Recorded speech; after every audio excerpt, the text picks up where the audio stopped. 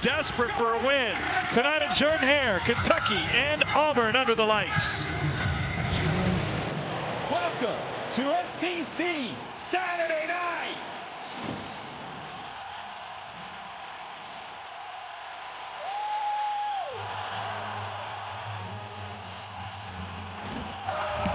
All around, best of the best come here to put their tough to.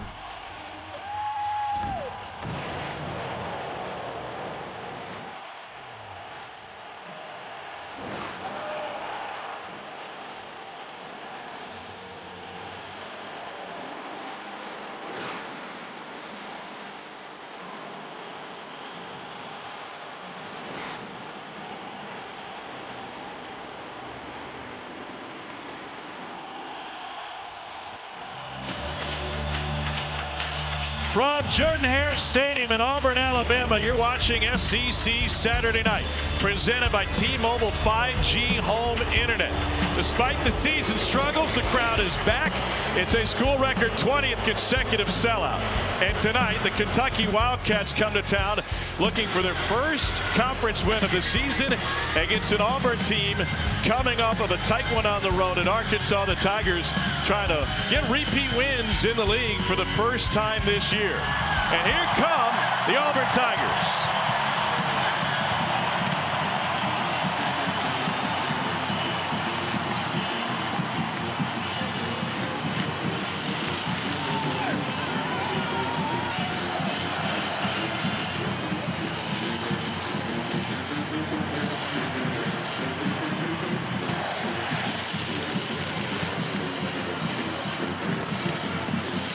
Well, the breaking news in Auburn this week is that there will be a new starting quarterback in this game tonight. Senior Stanford transfer Ashton Daniels finished the Arkansas game, played the entire second half.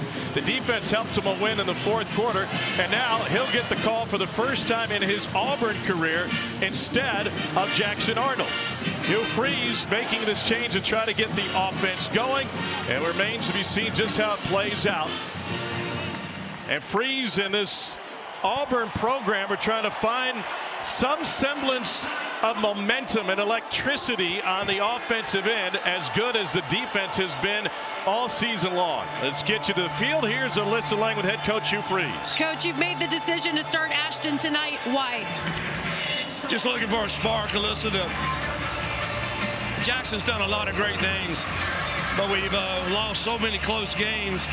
Just trying to see if Ashton has something that gives us another spark to get us over the hump. What is your plan for Jackson tonight? Oh, he's ready. You know, we'll see how Ashton does. As a coach, you always make decisions that you think are best for your team, but you never really know. So, but Jackson has handled it like a pro, and he's going to be ready to roll tonight if he's called upon. Thanks, Coach. Thank you. All right, Alyssa, thank you. Jackson Arnold has been down this road before, same situation last year at Oklahoma. Welcome to the broadcast booth. Tom Hart alongside Cole Kubelik. If you look at the numbers from last week against Arkansas, outside of a Jackson Arnold interception, they're eerily similar. So what does Auburn gain by going with the transfer quarterback? I think a little bit of safety. That interception that you mentioned, Tom, absolutely killed the momentum of this football team. Maybe a smooth operator in Ashton Daniels, somebody who just has a better idea of when to take care of the football, why to take care of the football, situational awareness. There's an it factor. The intangibles are there with Ashton Daniels that maybe Jackson Arnold hasn't quite developed just yet. Meanwhile, on the other side for this Kentucky program, they took full advantage of the bye week a few weeks ago to get Cutter Boley comfortable and to create an offensive scheme around his skill set. The freshman setting records each of his last two outings. Well, pushing the football down the field has been the biggest part of that. Throwing the football without throwing the football is what we continue to hear this Kentucky staff as we've had them a couple of times in the last month. But he is growing the awareness of when to leave the pocket, how to leave the pocket, when you have the ability to push the football down the field and not really put the ball in harm's way. There was a ton of growth with what we saw from Cutter Boley a week ago.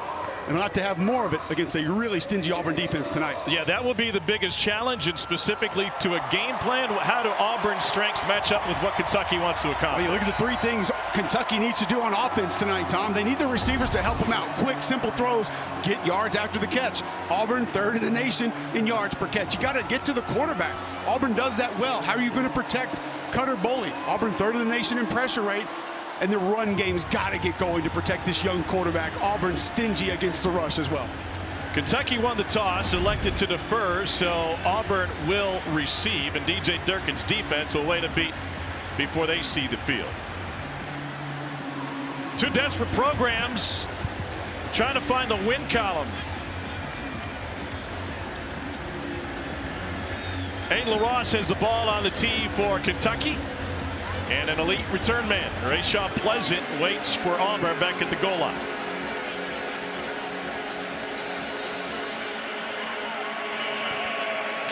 Auburn has won 4 straight in this series. The Tigers have won 19 of 20 head-to-head with the Cats.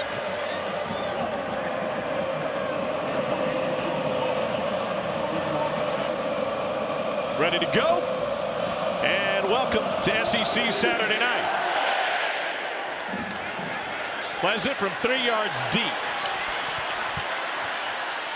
And he gets sandwiched at the 15-yard line. So here we go.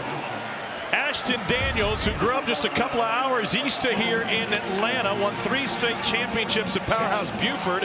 He led fourth-quarter comebacks in all 3 state championship games. 20 starts over 3 seasons and a degree at Stanford, and his first start as an Auburn Tiger tonight.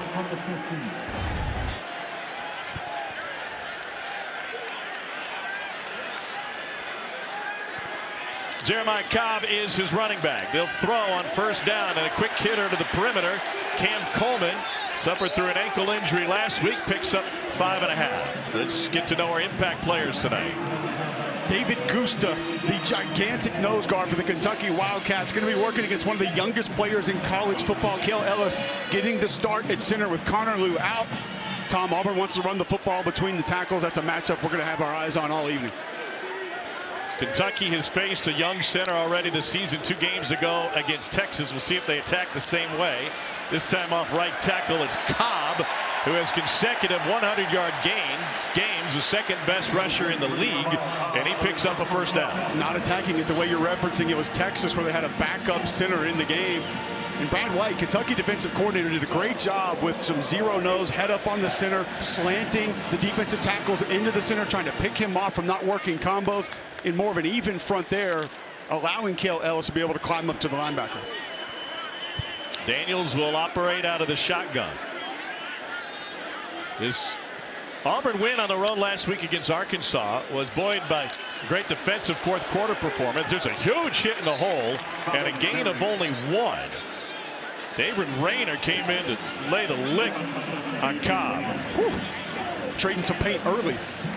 Jeremiah Cobb, he doesn't give you the stature physically when you just look at him, but runs like that make you gain respect for him in a hurry. Not afraid to put that helmet down, try to work his way through a defender for extra yards. Second in the league in rush yards, 4th in yards per game, and second in rushing touchdowns behind Ahmad Hardy at Mizzou. And here you'll get that zero nose, Tom, with big David Gusta. Little game up front. Cobb runs into trouble and a lose a yard. It's Rayner again. Boy, and you had it. You mentioned it, Tom, a game. So you run the stunt where the nose guard's going to loop around the defensive tackle, but that defensive tackle does exactly what we were referencing from Brad White. He slants down inside and picks the center. Doesn't allow for those combo blocks at the line of scrimmage. Auburn has struggled mightily on third down this season. They went 0 for 13 in their loss to Texas A&M.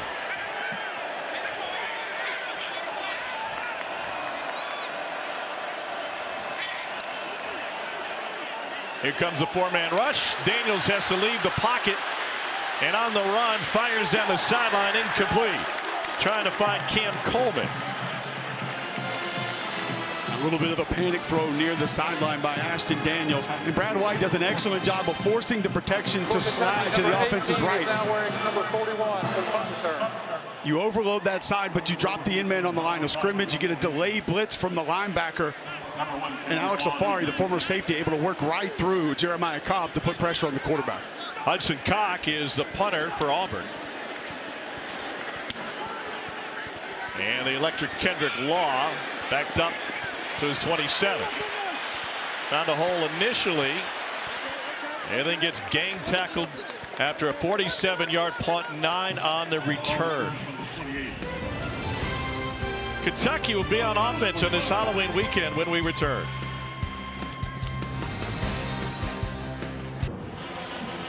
Freshman Kentucky native Cutter Boley making another start for the Cats, his 6th start of this young career, and he's gotten better each and every time out, coming off of a career-high 330 yards against Tennessee.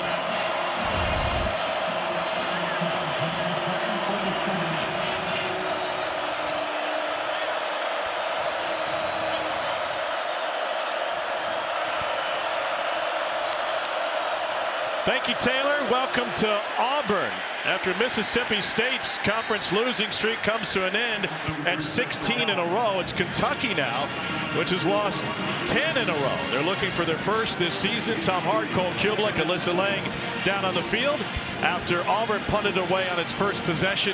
Freshman quarterback Cutter Boley going to work for the Cats, looking at a 2nd and 7.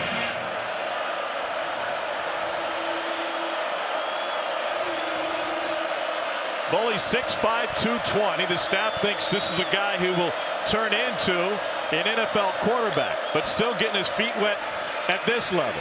To the perimeter, and Kendrick Law. And Cole, that's exactly what Kentucky has dialed up lately. Short throws and hoping for breakaway plays. Throwing the football without throwing the football. There he is last week, though. Making the most out of a little. Some of those easy, high percentage throws turned into some throws down the field later in the game, and he had a career afternoon. But against this defense, Tom, one that's 3rd in the nation in yards per catch, it's not just going to be the quick ones that can get you home. Tied the freshman record. Jared Lorenzen, one of the names on that list. That's elite company in Kentucky lore. Overload front to the right side of the line. Boley pressured from the blind side, and he escapes it and steps up in the pocket, but not enough for the first down. And near midfield, we'll see what Mark Stoops decides to do. They'll bring on the punt team. Kieron Crawford, the super flexible bendy edge defender, is going to be to the right side of your screen. Watch him work on Alex Woldenschlager here. Just gets the hands up, then will dip and rip around the outside. Xavier Atkins going to finish it off. The star linebacker for this Auburn defense that has been out of his mind the last couple weeks. Aiden LaRosse to punt it away. Malcolm Simmons back for Auburn. He's been battling injuries over the last week or so. Both teams really banged up this time of year. Kentucky missing 10 scholarship players tonight due to injury. That punt is perfect, and it's down inside the 5. They'll mark it at the 2-yard line. So it'll be a long field for Ashton Daniels. The senior from Atlanta, Georgia, got his degree from Stanford, 3 seasons playing for the Cardinal. He comes from a Georgia family. His mom, Hadley, was a volleyball star. His dad, Juan, was a wide receiver at Georgia. Now they wear the Auburn colors, and this was their reaction pregame as their son, Ashton, was announced as the starting quarterback. And Alyssa Lang will get to you in a second. It seems like their emotions are very similar to what Ashton shared with us when he ran out of the tunnel earlier this season, even when he wasn't started. Alyssa? Yeah, the story of the Auburn lore in the Daniels family certainly goes deep. We will tell you that coming up later tonight. But as you said, Tom, he told us coming out in that night kickoff against the Georgia Bulldogs is exactly why he wanted to come here to Auburn. He described the emotions as, I feel like I blacked out. I looked up into the stands and everyone was going nuts. The atmosphere was unbelievable. Can only imagine how he's feeling right now, starting under the lights here at Jordan-Hare. 3 state championships at Buford High School in suburban Atlanta. He dreamed of playing in the SEC, but had to go out west to make it work and finally come back towards home. How cool was that reaction from his parents? Watching their son come out as the Auburn starting quarterback, and ties to this program that run deep. Father played at Georgia, obviously played in this stadium against this football team, but being able to watch your son be announced as the starter running out inside Jordan-Hare Stadium, pretty special moment for those two. Can't bear to watch. It's 3rd and 8. Maybe they're watching on the app. Auburn picked up 1 first down in its opening possession. Second try at it. Kentucky sends the house, and they convert it over the middle to the tight end, Brandon Frazier, and he's going to be marked good enough for the first down. Really nice finish to this play by Brandon Frazier. And he's a young man that Hugh Freeze mentioned when we met with him yesterday. when he's not in the lineup, they miss him a lot. Look at the poise in the pocket from Ashton Daniels. There's no rush. He sees man coverage out to the left, doesn't want to deliver that football, comes back over the middle to his tight end. Nice, easy, catchable throw, and Frazier finishes for a first down. Ashton, when we talked to him this week, raved about the Auburn coaching staff. He said, quite frankly, I've never been coached like this in my life. As a result, he's still developing as a passer. That one on the edge to Cam Coleman, battling through an ankle injury. Nasir Addison pressed into coverage this week for Kentucky. Ryan Nichols is not available tonight, one of those that's injured. Second down 4. And a handoff to Jeremiah Cobb, and that will leave 3rd and maybe a yard, maybe a yard and a half. What do you go with here? Nice use of tempo there. For me, you have the mobility at quarterback. I asked Hugh Freeze on the field, Tom, do you trust him with all of your Q run package? He said absolutely. The entire playbook's open to him. He's a little bit of a different style runner than Jackson Arnold, but Hugh Freeze says he thinks he has a better feel of the run game. I wouldn't be surprised to have something that at least gives Ashton Daniels the option to keep this football. Cobb off of his left hip, one of the best running backs in the SEC. This will be a straight throw. Daniels flush from the pocket. Now he'll tuck and a cutback, and that field earns him a first down and an ovation from this Auburn crowd. Mike Keys Humphrey Grace with the tackle for Kentucky. Boy, an excellent job, and he had the check down to his back up at the top of the field open, but being able to elude the rush, and these are some of those intangibles we mentioned earlier in the broadcast. When to tuck the football, when to run the football, how to get outside of the pocket.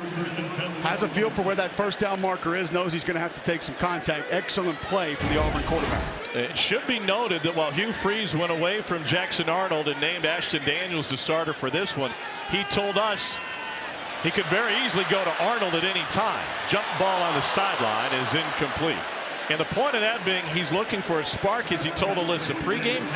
If he doesn't get it, he's got Arnold sitting on the sideline and will go right back to him. And he said Jackson Arnold has handled it like a pro, that he has been consummate professional through this process. It mirrors exactly what we heard from Brent Venables at Oklahoma a year ago, Tom. We had them a little bit later in the year, and Venables raved about how Arnold handled that.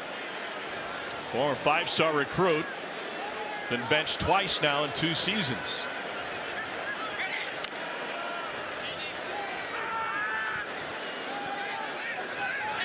Here's a check. Play clock is now at 3.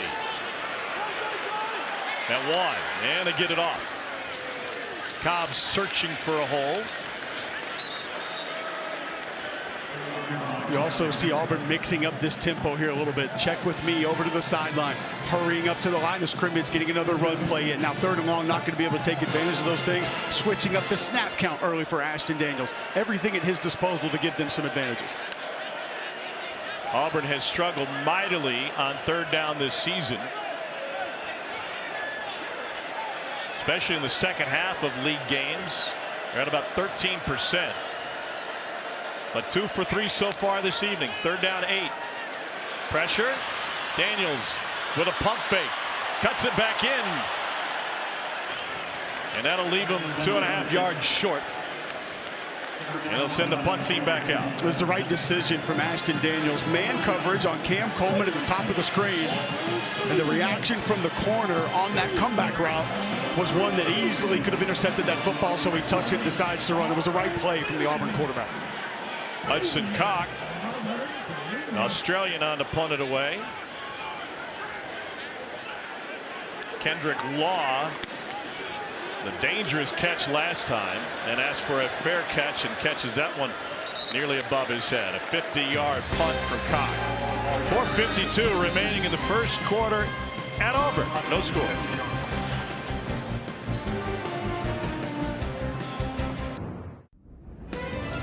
SEC Saturday Night is presented by T-Mobile 5G Home Internet. If you didn't know T-Mobile has home internet, you do now. The beauty of Toomer's Lemonade is it's good no matter the season. This Halloween weekend, Cats fans hanging out, at least they're dressed as Kentucky fans, maybe undercover, never know. Let's break down the game of Bobby James and Travis. This young man's been so critical to this Auburn defense this year. Ask him to stunt. The job here, Tom, is to pick the center and occupy two offensive linemen. Instead, he just removes him from the gap and forces Taylon Green outside of the pocket, which leads to a Xavier Atkins sack. But this is where he's shown up as of late. His quickness, a little bit of burst off the line of scrimmage, whoop, a swim move into the backfield for the TFL. Now, that's not his specialty. He's going to eat blocks and allow these linebackers to run and make plays, but he's been vital to the Auburn defense's success this year.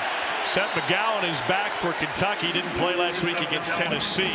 Been in a red jersey all week, according to Mark Stoops, but giving it a go tonight. And he's taken down by Keldrick Falk on first down. You know, Keldrick Falk's one of the guys that gets a lot of the headlines, deservingly so, but some of the bigger bodies up front that not as many people talk about. DJ Durkin will tell you they're the ones that deserve just a little bit more love for how successful Auburn's been on defense this year. An elite Auburn defense, 8th in the country against the run.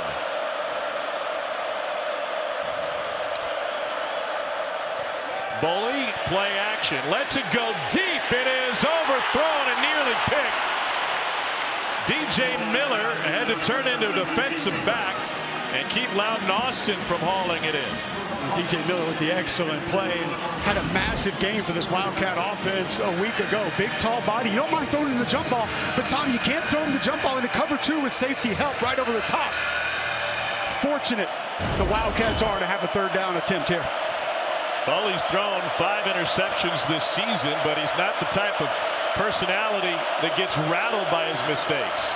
They show blitz. He goes over the middle to Kendrick Law, and Law stays on his feet for another 5. That's a first down of 18. That's an excellent job of Cutter Bully getting rid of the football, throwing the ball without throwing the ball. This almost falls into that category just so that you know it has to get out on time. That's a punt block formation that Auburn's throwing up defensively that DJ Durkin calls. Knew he had one-on-one coverage, got it out on time. Nice play. Law had a monster game against Tennessee on only 2 catches last week. Dante Dowdell is now in a running back, and they are trucking dudes over the right side. Just a nice combo block inside. Jagger Burton comes off late on Xavier Atkins, who runs through the front side B gap in between the guard and tackle. Not a misfit, but maybe a little bit too aggressive. That allowed the back to cut a little bit early and pick up a few extra yards. Second down for the freshman quarterback Cutter Bully. Law in motion. They go play action again. Looking for another deep shot, and he floats one to the sideline, and that one's nearly picked. Pleasant had 2 in the 4th quarter against Arkansas, but was across the sideline and out of bounds. Well, you just wonder if this game were to stay tight for 4 quarters, you're going to look back at a couple of these moments, the Auburn secondary with opportunities for takeaways. Foot just on the white stripe there, unable to haul that one in. Auburn had 4 takeaways in the 4th quarter against Arkansas. 3 picks, a fumble recovery, and one of those picks went for 6. Another long one from Boley, and that is out of bounds wide of DJ Miller. And that'll bring it into this Kentucky possession. It's like a lot of these balls are coming out high from Cutter Boley, so the ball kind of sailing on him as soon as it leaves its hand. The ball just going up the trajectory a little bit on the last couple of passes. We've seen him be accurate. I haven't really seen that on every throw tonight. Well, we didn't see Kentucky attack downfield like that against Tennessee nor against Texas. More of a horizontal passing game against their last 2 league foes. Aiden LaRoche to punt it away. Malcolm Simmons pushed back inside the 15, and a fair catch taken at the 11. 49-yard punt from LaRoche. Rock fight continues. We'll still scoreless. Another crack at it for Ashton Daniels. It's been a season of heartbreak for Auburn and its fan base. Just 1-4 in league play, but could be oh so different. September 21st, Isaiah Sategna is allowed to score on a misapplication of a rule. And then October 11th, this Jackson Arnold fumble occurred right before Auburn was about to go 17-0 up on Kirby Smart's team. He had a weird way of clapping. They said that was a timeout. That bailed him out. And then Missouri, in overtime loss. Alex McPherson, who's had a tough season, tough 2 years from a health standpoint, went just 1 for 4. He bounced back in a big way against Arkansas. And so when Hugh Freeze talks about wanting a spark and looking to Ashton Daniels for a spark, it's like trying to find a ray of positivity. I think it's a little bit of wherewithal, Tom, just an understanding of more situational football, that it doesn't always have to be 1,000 miles an hour all the time. You can take a check down. You have to have the understanding of when to kind of live and survive to play another play. Ashton Daniels, with his experience, brings a little bit more of that. Hugh Freeze referenced experience with him about five or six different instances when we talked to him yesterday. And he has shown that in winning ways at a couple different stops. This one on the out route, complete to Cam Coleman, who breaks a tackle and picks up a first down. He shooed away Nasir Addison, who's getting a rare start tonight due to injury. You don't need a lot of experience to understand when you get that kind of cushion and you have an out route call to your big physical wide receiver, feed him and let him shove defenders to the ground. Addison has only played in 2 games this season. This is his first start. Ryan Nichols is out with an injury as they turn to Cobb again. Back to Ashton Daniels at Stanford last year in a game against North Carolina State. He set a Stanford quarterback rushing record with 129 yards. That's how he was used initially with the Cardinal, as a dual threat, but mainly run-first quarterback. Over 5,000 total yards in 3 seasons, and he was late coming to the Plains, stuck around to pick up his degree from Stanford before he made it to camp with the Tigers. On second down, tried to thread the needle, incomplete. Off the hands of Coleman. Gotta have it. It's one of the things you and I talked to him about yesterday with Alyssa, that development has come a little bit faster here than it did other places. Just one of the things Jason Campbell, an all-time Auburn great, told me as well, that he hasn't been through a spring game here. They're going tempo on third down. Caught Kentucky in a line change.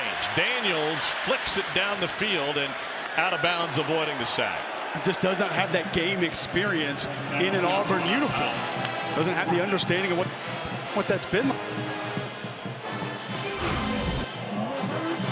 Pressure going to come from the right side of your screen. Is wearing number 41. Once again, Brad White, we mentioned, going to do different things through those 2 A gaps and directly over the center. He knows he has a lot of youth at that spot. Wants to try to take advantage of it to be able to create penetration and pressure. 19 plays for the Auburn offense tonight, only 63 total yards. Here's Cock again. He's had a busy night already. And he drives one towards Kendrick Law, angled to the sideline and down at the 26. 42-yard punt. Great night to be a punter, but the quarterbacks have yet to get it going. Cutter Boley just 2 for 5 through the air so far. His last 2 games in terms of getting vertical or horizontal with the passing game, Coley's averaged just 5.2 yards depth of target, which means there's been a lot of very short passes coming from Boley. Well, the other part of this is it's going to be dictated by the defense. DJ Durkin has played a little press man on the outside, hasn't had safety help on a lot of these plays. Cutter Boley's going to have to throw Kentucky out of those looks. He can't run into 8-9 defenders in the box. He nearly threw a pair of picks on the last Kentucky drive that lasted 6 plays. They moved the pocket, huge gap for him to run, and he dives forward to pick up a few more. And that doesn't look like a design play. It doesn't look like something you want your quarterback to have to do, but I do believe that's a little bit a part of the understanding of the operation that Cutter Boley has come a long way with in the last couple weeks. When to tuck the football, just take the yards that are available. Comes from an athletic family. His dad played basketball at Western Kentucky. His sister Erin was a Gatorade National Player of the Year on the hardwood. Spent 3 seasons at Oregon. Boley pulls it back and created some magic. It's a first down run for the freshman, just when McGowan got destroyed.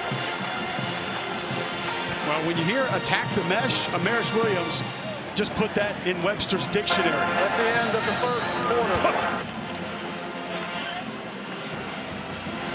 Seth McGowan, pretty good decoy on this play. Absolutely. Feel like he's going to be fed this football. And 10, Amaris Williams for the Auburn defense flies in to crash that mesh. Cutter Boley with an excellent read. Scoots ahead for first down yardage for the Cats. Capacity crowded. Jordan Hare hasn't seen a point scored yet. Moments ago, Alyssa Lang with Mark Stoops. Coach, what have you told Cutter to settle into this game so far? Yeah, he was just a little off early. You know, he's making some good reads right there. They're making him pull it a little bit. He's got to get tough yards when he can. And he rushed a few, but he's settling in. He'll be good. Thank you, Coach. Okay, thank you. In fact, he just ran for a first down to close the first quarter, and they converge on Kendrick Law, who somehow gets through. Law is able to scramble up the sideline on that throw behind the line of scrimmage and pick up 9 yards. High percentage throw from Cutter Boley, and Kendrick Law going to do the work. This is something this Auburn defense has not been guilty of much this season. 2 defenders come up, have opportunities, Kayan Lee and Sylvester Smith. But Kendrick Law, that's a 400-pound bencher. He's pound for pound one of the strongest players on this field tonight, showing you why. They'll indeed mark it as a first down, and it's the first time tonight that either team has crossed the threshold of midfield. Josh Caddis in motion. Movement on the right side, and then Boley mishandled the handoff. It results in a loss of yardage for Seth McGowan. Seth McGowan critical to this football team. Just the attitude, the demeanor that he brings. Cutter Boley was actually fortunate to get that handoff to his tailback. But a guy we're going to mention a lot tonight, Xavier Atkins, just it feels like he has a beat on almost everything that comes his way defensively the last couple of weeks. He has been a monster. 4 sacks over his last 2 outings. Kentucky faced with a 2nd and 15 now. McGowan full head of steam, and he cuts back against the grain. What a beautiful run to pick up the first down before Jacquez Robinson brings him down after a pickup of 18. So it's an interesting cut here on this play, Tom. What you're going to get is you're going to pull this backside guard here, and then McGowan's going to cut back to where the puller came from. Just a massive cutback, a loss of contained backside from DJ Durkin's defense. One of the top rushing defenses in the country coming into tonight, but that's where Kentucky on this drive has found success. McGowan again, bottled up, picked up a couple. Xavier Atkins there. Atkins is coming off of another 10-plus tackle game. He was the SEC co-defensive player of the week against Arkansas. 13 tackles, 2 sacks, 4 tackles behind the line of scrimmage, and a forced fumble. How's that for filling out the stat sheet? It's a lot, and one of the reasons he was able to do it again, big 97 in front of him. Bobby Travis Jamison eating up that double team. LSU transfer barely played for Brian Kelly's team before making the move here to Auburn. Boley backtracks and throws wide of his tight end Caddis. Talking with Bush Handman, the offensive coordinator this week, and before the game tonight, the Kentucky tight ends are key to this attack, but both Josh Caddis and Willie Rodriguez have been limited throughout practice the last few weeks. 3rd down 9.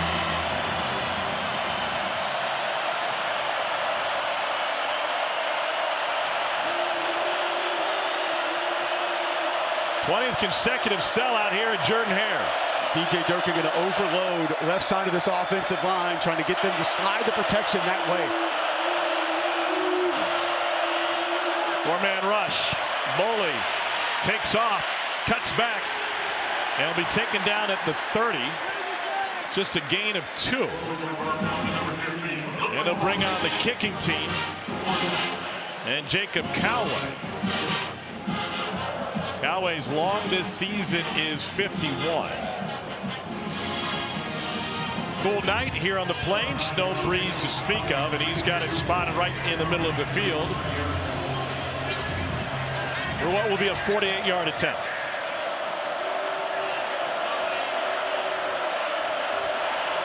Looking for our first points of the night. And he splits the uprights from 48 out. And Kentucky draws first blood after a 9-play, 44-yard drive. Might be this kind of night. Big night for the kickers. Not much scoring so far. 5 minutes into the second quarter. 3-0 Cats.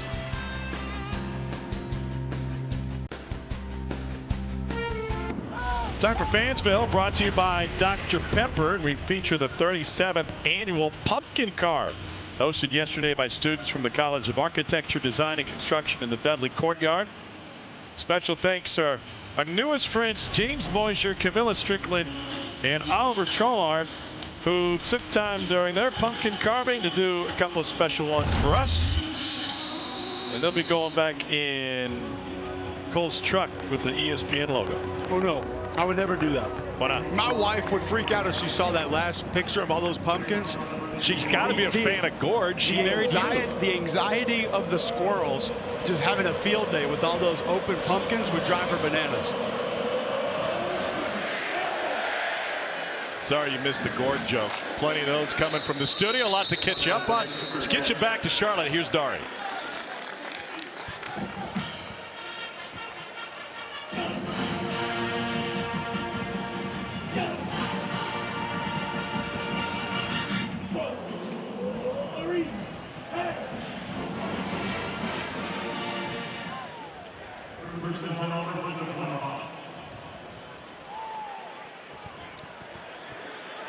Dari, as we know, he's not your Mason Thomas. He is our Mason Thomas. What a scene tonight at Neyland Stadium. Going dark mode. We were there for that event last year. It's something special.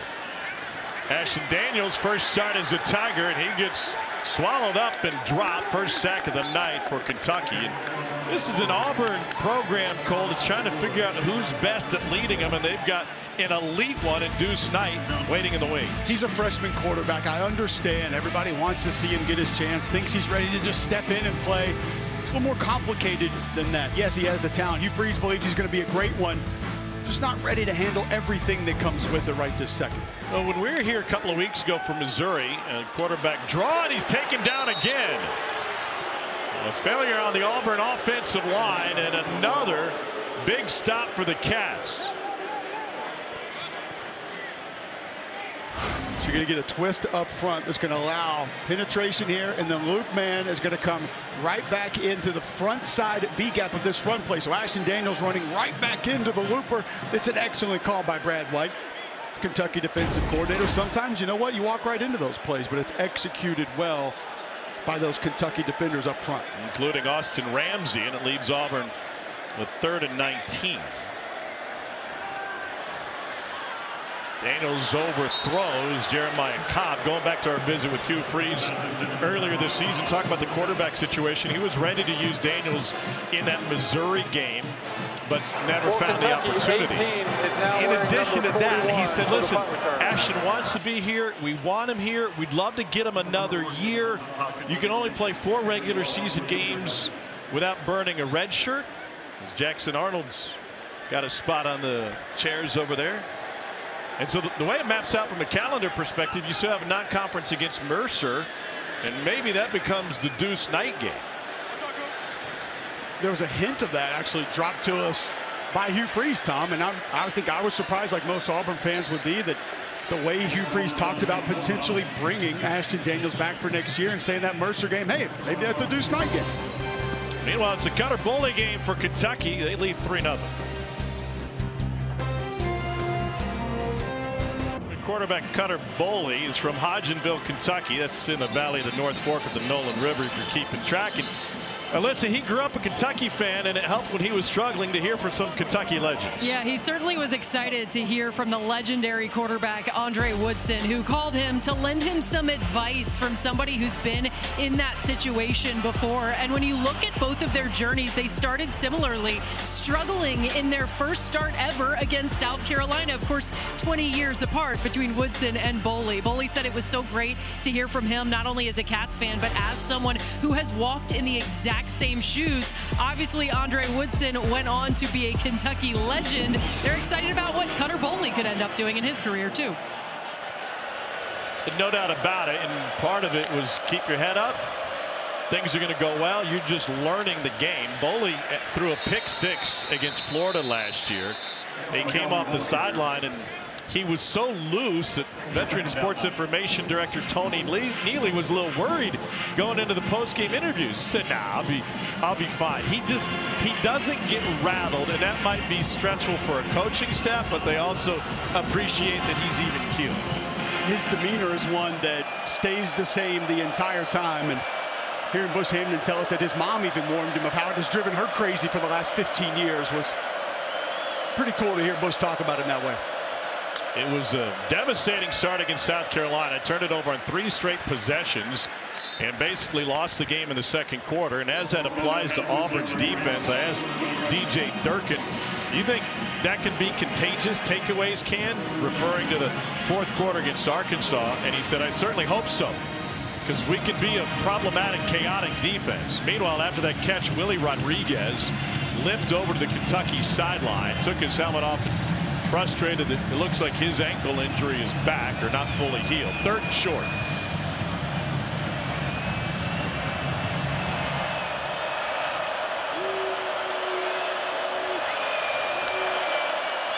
McGowan takes a direct snap. He'll nod to JoJo Kemp, is able to pick up the first down for Kentucky. I was going to go Boone Williams, but nonetheless, nice job using a little bit of deception with the direct snap to Seth McGowan. You're going to pull the backside guard and tackle, and you see that burst by McGowan being able to just shoot forward. The power that he's able to run with. Tough to see from that angle if he actually picked up that first down yardage, where the ball was when he's taken down.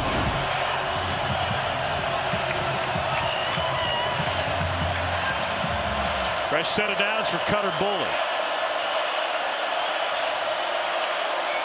Kentucky sideline racing to get some signals in with plenty of time on the play clock. Pressure from the right side. McGowan trying to find the edge on the left. Gets tripped up but no gain. Boy, I tell you, excellent play from Keldrick Faulk. Plays like this, you see exactly why he's going to be drafted as high as he is. Working through 2 blocks out there on the edge, able to still grab penetration and force that run to spill towards the sideline in the effort to be able to push Seth McGowan out of bounds.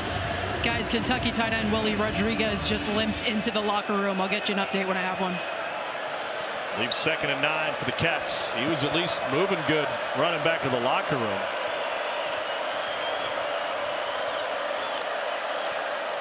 Three-man rush. Boley with a spy on him, goes over the middle to the other tight end. This is Josh Caddis. He takes it past midfield on a gain of 11. Boy, what a read from Cutter Boley. And this is the one thing Xavier Atkins told us he likes to do more than anything else, Tom. 17 for the Auburn defense. He said he likes kind of that spy green dog role where he's able to wait, be patient, and then attack the quarterback. Cutter Boley saw that and able to find Josh Caddis, one of the more valuable football players on this Kentucky roster, for first down yardage.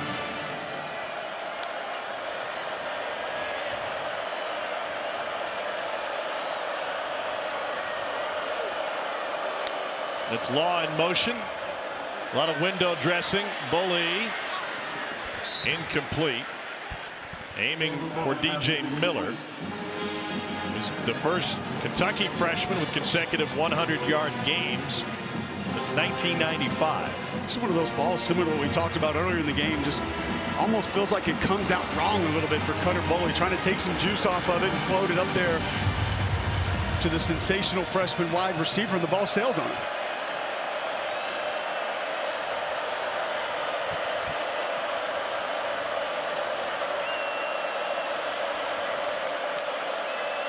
Clapp got Auburn moving. See if it also got Kentucky moving.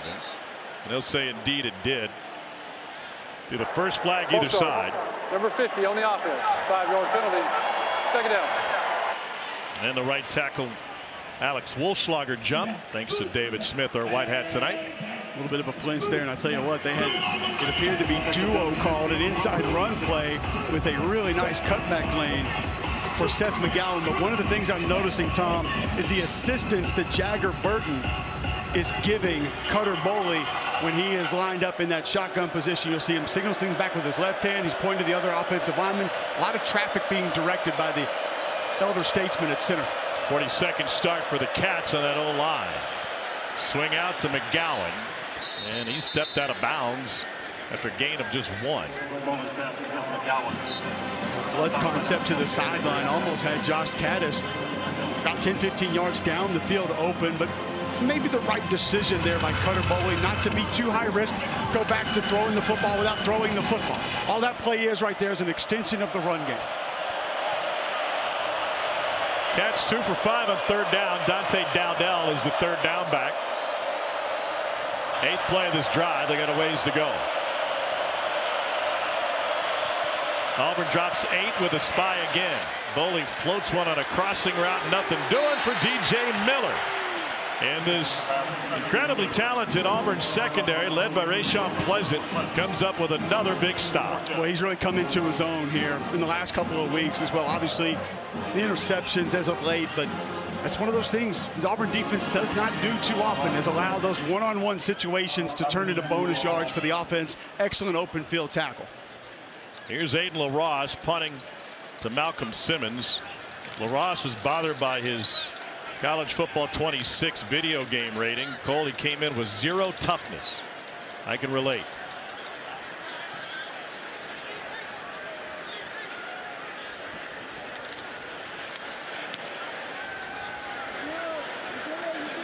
Fair catch asked for, and it nearly knocked Simmons over.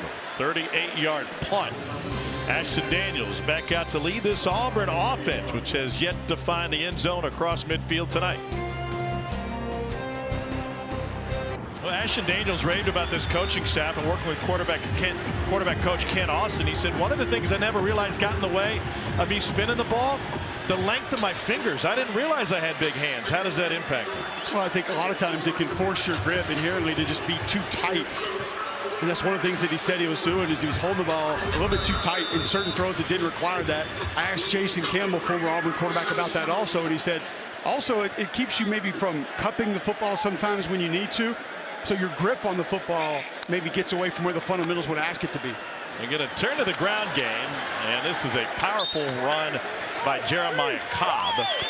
Well, Ashton was telling us about some of the things that he was working on when he got here from a technical aspect, and he said, I never got this kind of one-on-one instruction. He was also a lacrosse player in high school, as David Rayner gets shaken up for Kentucky, and the athletic training staff will check on him. But it was surprising that you could spend 3 years in another power program, and I understand he was a run-first quarterback, but then to arrive somewhere else, and it's almost like none of that stuff had been refined to the point that Auburn is now working with. I think some of that is emphasis points too. He was behind Tanner McKee at Stanford, so how much time is going to be poured into him as maybe the starter? And then too, like you said, if there was a different role for him that maybe took different reps in practice, some coaching staffs aren't going to have a similar emphasis on that. But one of the reasons he said he wanted to come be a part of this team with this coaching staff at this program, because of that guidance he was going to receive. It was amazing. We're here for the Missouri game, and Jordan and I were watching him warm up, and Jordan said, I've never seen this before, but they're now working with the quarterback on throwing a spiral an hour before kickoff. Rayner will be helped to the sideline. He said a couple other things they're working on, shortening his drive step, helping his grip, getting him to loosen his wrist and keep his front shoulder closed. So there's a lot from a technical standpoint they're trying to clean up. 2nd and 2. Here's what he can do really well, and he keeps it for a first down run. Nice field there, good patience to be able to sort of allow your offensive lineman Mason Murphy, the right tackle, to come off on a combo block late on that linebacker, help pick up first down yardage. Daniels to throw on first down, and he slings it to the edge, and Eric Singleton Jr. Singleton coming off of a 77-yard performance in a win on the road to Arkansas. You can see there that arm angle drops just a little bit, kind of hops into that throw instead of taking the gradual step into it. He mentioned his base being a little bit too wide consistently as well at Stanford. He's been working on that. I just think it's cool that he notices and sees the things that he needs to work on, and he wants to go out and try to polish those aspects of his game. Now 2nd and 7. 71 yards of offense so far for Auburn through nearly a half a play. Daniels stays in bounds, and he picks up a first down as Auburn crosses midfield for the first time. It turns into a 26-yard scramble, longest play of the night for the Tigers. His speed is deceptive because he's a long strider. He does an excellent job of turning this corner. Most quarterbacks going to run that right out of bounds. Has the awareness that maybe the angle is not where it needs to be to shove him out of bounds, and picks up an extra 10-15.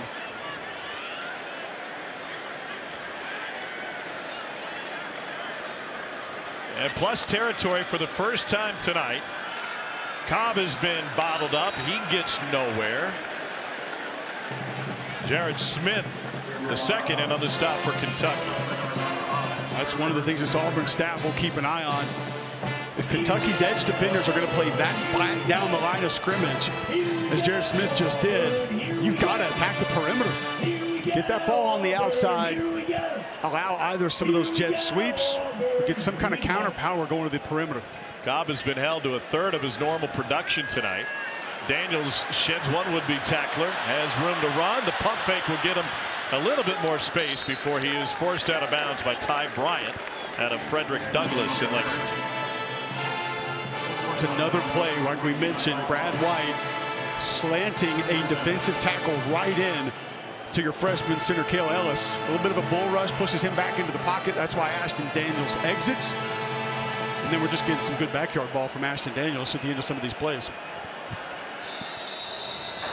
2-minute timeout. We hit the 2-minute timeout. Auburn threatening to score for the first time tonight as the Tigers have moved it past midfield. When we return, it'll be the 7th play of this drive for Ashton Daniels and War Eagle. Kentucky leads 3-0.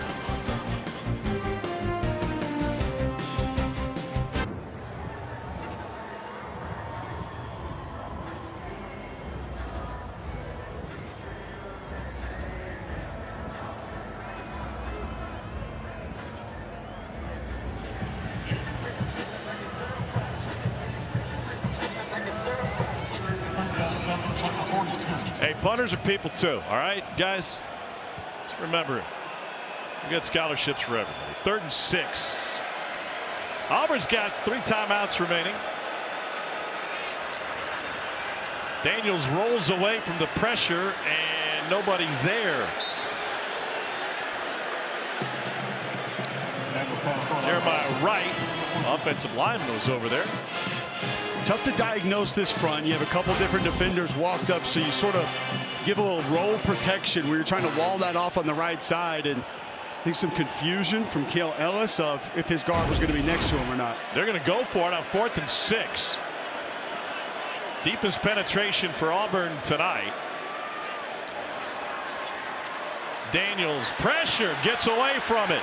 Keeps the play alive. There's a flag down. He goes downfield, and it is incomplete. Off the hands of David Rayner, who returned. There are 2 flags down, one in the backfield and one on the far sideline.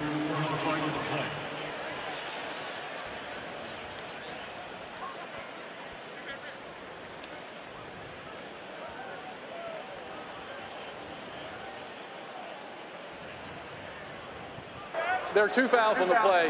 Holding on the defense, number 21. Holding on the offense, number 51. Those fouls offset. Replay, 4th down. So we'll try it again, and they're going to leave the offense on the field. You got to wonder, with Ashton Daniels being 5 for 11 tonight and only 101 yards of total offense, if they don't find the end zone, do they go back to Jackson Arnold in the second half?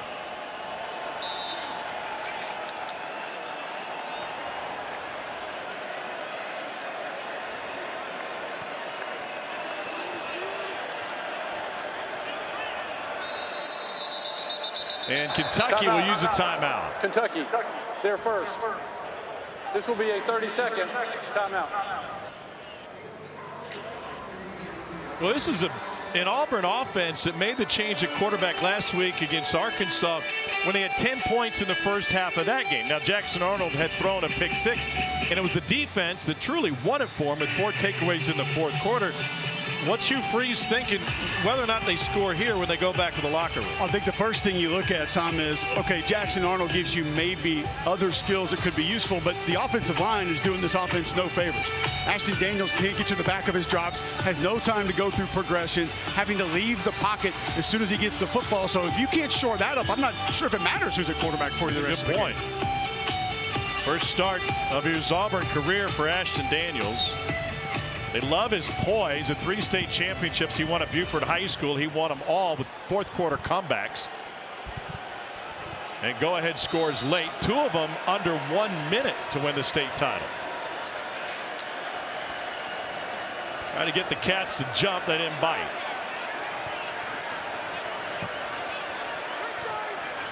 Tigers still And 3 opportunities to stop the clock if they can pick up a first down. Daniels sacked.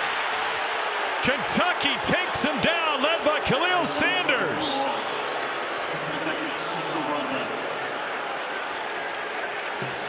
More games from Brad White up front in this Kentucky defense. A little pressure inside. Loop man going to come around, not be picked up. Other pressure from the right side of the offensive line as well. Early penetration causes that. Your loop man is the one who's supposed to come around and get the sack, but it was the penetrator, Stephen Souls Jr., who ends up getting to the quarterback. You have to slam that down, go shoulder to shoulder, bump that off, get your tackle off on the loop man, but the penetrator has to be stopped first against any sort of twist or 3-man game when you have one coming around after the intended penetration right there. It's an excellent job by Stephen Souls Jr., the outside linebacker for the Wildcats, he's got some heavy hands. He plays hard. It's an Auburn program which has lost 7 of 8 at home against power opponents. Flags down. The lone win in that span was a quadruple overtime win against Texas A&M, but includes losses not just throughout conference play, but also to Cal. Offside on the defense, number 15. 5-yard penalty from the previous spot. Replay, first down. 1:34 to play in the half. Kentucky might be in a position to take a shot here. You're going to pick up 3 yards here, Tom. This is something that Carter Boley was great with a week ago against Tennessee, forcing multiple procedure penalties from the Vols defense. Talked to Eric Wolford, the offensive line coach, before the game. He said, we will absolutely use it again tonight. It was slow developing, and snap was late. Not only did they move backwards, but they lost some time. 1:22 left in the half. The veteran Jagger Burton is the last guy to get the snap count. Interestingly enough, Kentucky's base snap count is on 2. And when they change to go on 1, that's a change for everybody. We had a great talk with Bush Hamden, who said he instituted this in the offseason because they wanted to be able to go on 2 without thinking about it. False start on the offense, number 50. 5-yard penalty from the previous spot. Replay, first down. Of all people, Bush Auburn Hamden has elected a 10-second runoff. Kentucky has elected not to use a timeout for the 10-second runoff. Bush picked that Clock up. to be reset back to 1:24. 10 seconds removed to 1:14. 1:14. From former Kentucky offensive coordinator Neil Brown. I'd never heard that before, did you? I haven't either, but I love it, and I love his reasoning for it. As you stated, you're able to go 2-1 later. You don't have to work your way to 2. And what does any normal defense think you're going to go on? 1, correct? Yeah. So Boley has it batted down at the line of scrimmage by Bobby Jamison Travers. When you go into a game, whatever your cadence is, you get to that first height, you feel like that's when the ball's going to be snapped. So if you're on 2 out of the gate, I think it gives the offense an advantage, and then you don't have to work your way to that either.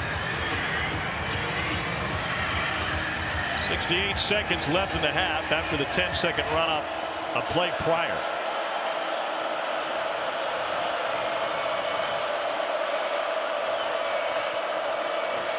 Four-man rush.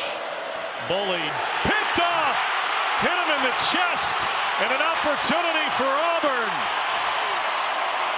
Jaquez Robinson with the takeaway, his first of the year, and the Tigers, with a minute left, are back into plus territory. Pardon me, Elijah Melendez with the interception. So DJ Durkin loves to walk defenders up. Melendez not even really walked up, showing potential pressure. Hook flat defender drops right into his pace. Carter Boley doesn't see him. Great spatial awareness. Take that football away. Now going to give Auburn an opportunity to potentially put points on the board before we head to the half. Auburn hasn't been held scoreless in the first half since September of last year in a loss to Arkansas. Here's Cobb. He is taken down out of bounds. They'll move the chain with 53 seconds left. We'll counter. Pardon me, they said he was inbounds.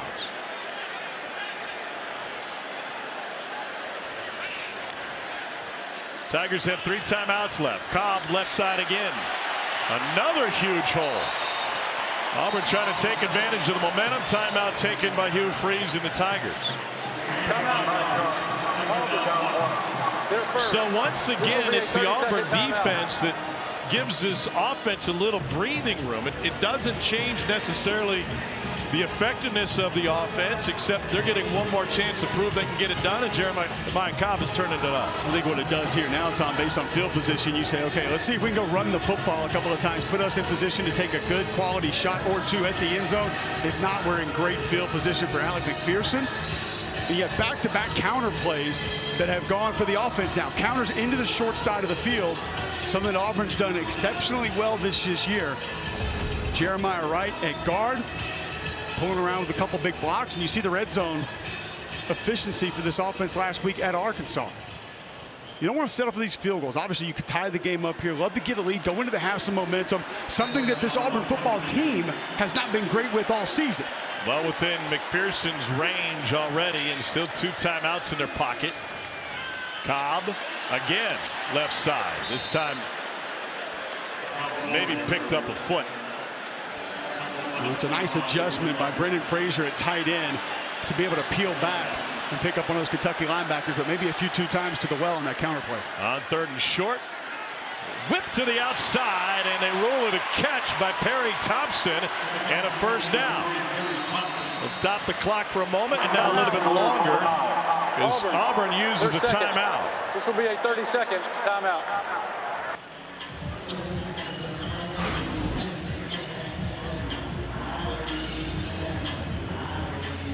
It's a nice job, Ashton Daniels, understanding the cushion that he had, number one. Number two, where first down yardage was going to be, and Perry Thompson getting past the sticks, able to pick it up. A young man who his game has really improved over the last couple of weeks, last couple of months. Horatio Fields, who we're not going to see on the field tonight, injured Auburn receiver, has been critical in assisting Perry Thompson just in his growth, fundamentals, how to work, how to go out and improve with things yourself, not just what the coaches are asking you to do in practice every day. The red zone struggles for Auburn over the course of this season, 123rd in the country, just a tick above 48%. Meanwhile, Kentucky's red zone defense is 6th best in the country. Can they hold the Tigers to a field goal here? 17 seconds remaining in the first half. Ashton Daniels stands tall in the pocket. Everybody's covered. Can't take a sack, and he delivers incomplete off of Cam Coleman. 9 seconds remaining in the half. You almost wonder to yourself there, do you just want to go ahead, get rid of that football, maybe save 2-3 seconds on the clock? Ashton Daniels, a nice job at eluding some of that rush, trying to get outside and keep a positive play alive, but just nothing home. Good coverage by that Kentucky secondary.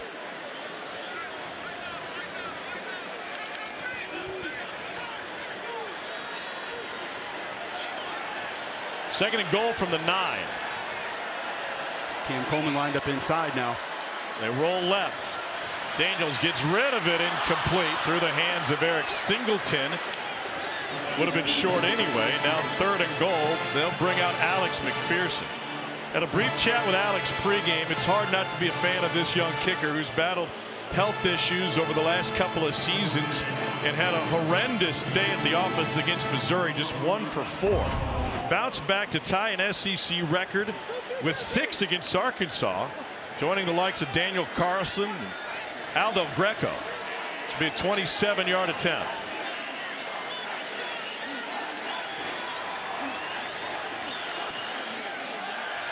And he punches it through to knot it at 3. There are 2 seconds remaining in the half.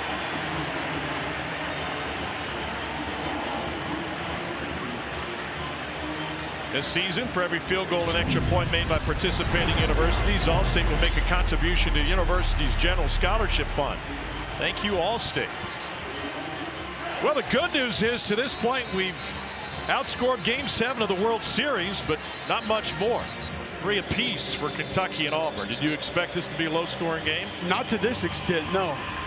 Felt like with Ashton Daniels a week ago that the Auburn offense was finding some confidence, finding a little bit more success, even though it did get bogged down in the red zone. And we've shown the numbers from Cutter Boley last week. Granted, the team's blown out by Tennessee, but there were parts of his game that began to show up that I feel like Bush Hamdan and Mark Stoops also beginning to have some confidence in. And then we saw him push the ball down the field early in this game. Tom felt like, okay, Kentucky going to open it up a little bit.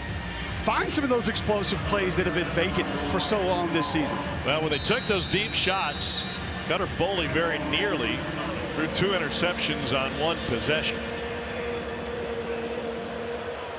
I don't think either coach minds going conservative tonight.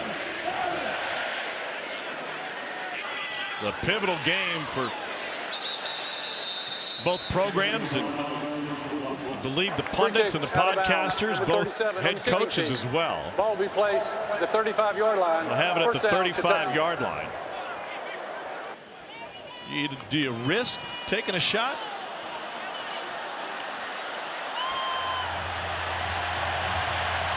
With the lack of success you've had down the field, to me, probably not worth it, specifically with what DJ Durkin likes to throw at you in simulated pressures, showing different things from different angles that aren't there, and then they appear from other places.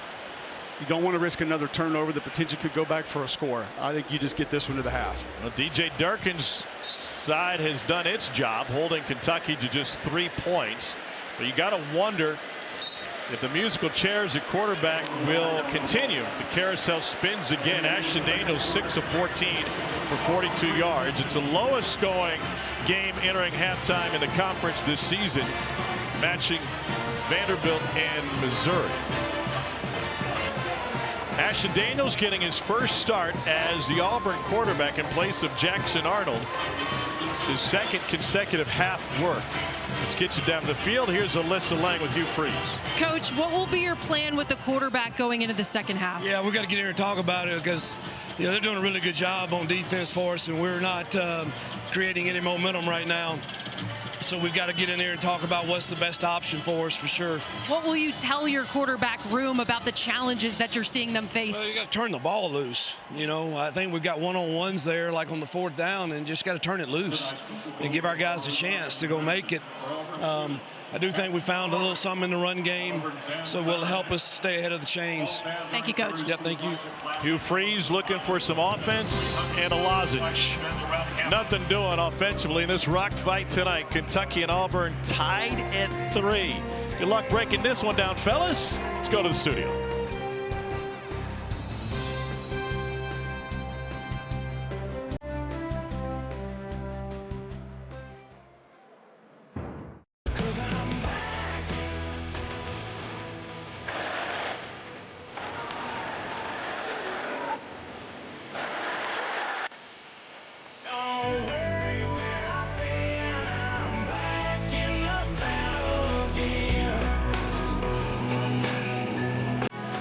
Welcome back to SEC Saturday Night, presented by T-Mobile 5G Home Internet. A low-scoring game and a defensive battle. The question remains, what does Auburn do at the quarterback position? I think we've got an answer for that. Let's go down the field and listen. Lang, what have you learned? Tom, I just talked to head coach Hugh Freeze, and I asked him what his plan would be. He said, we're going to go with Ashton Daniels for a series. If it doesn't go well, we'll make a change to Jackson Arnold. I said, what does not going well mean? Does that mean not scoring? He said, well, he's just not seeing the field very well right now. Referenced a couple of slants that he had open that wasn't able to hit. And guys, don't forget, Auburn also has a true freshman center, Cale Ellis, starting for this offense. He mentioned multiple times that Kentucky's defensive front is giving Ellis fits.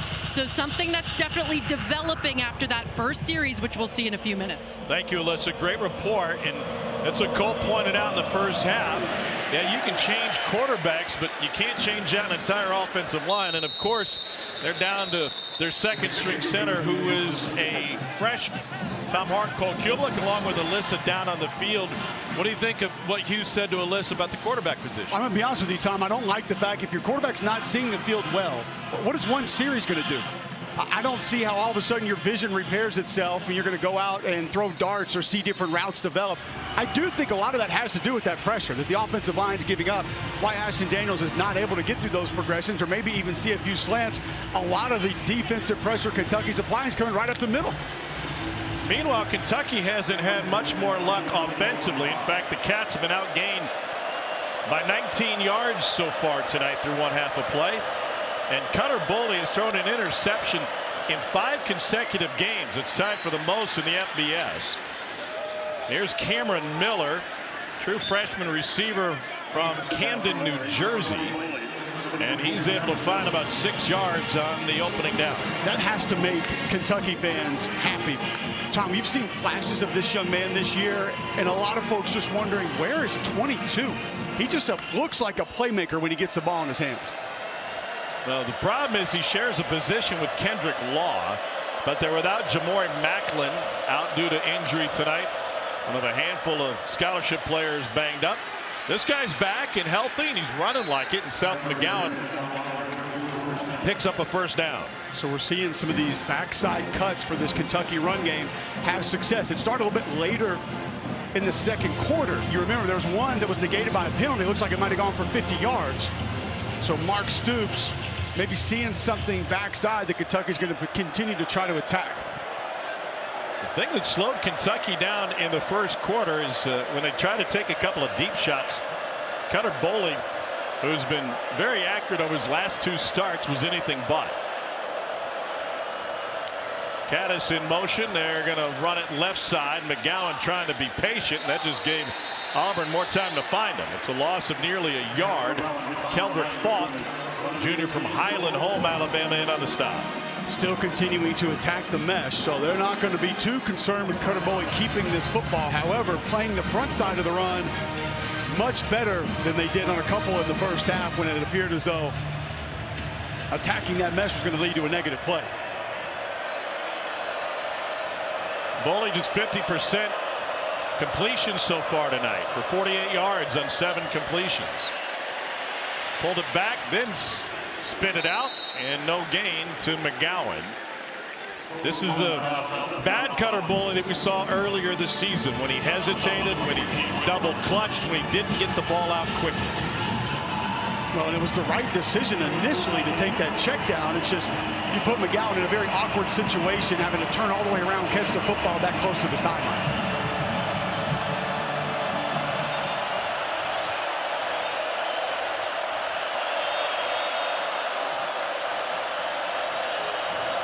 Kentucky 2 for 6 on 3rd down this evening. Auburn shows pressure. Boley lets it go right at the stick for a first down to Fred Ferrier. Only the 5th catch of the season for the senior from Frankfurt. It's not always the offensive line, Tom, that allows for plays to pick up yards. Watch Dante Dowdell here step up, bam, square up that defender. Excellent job picking up the blitz. 7 different Cats have caught a pass tonight. They go back to Kendrick Law, and they just haven't been able to bust one on the perimeter.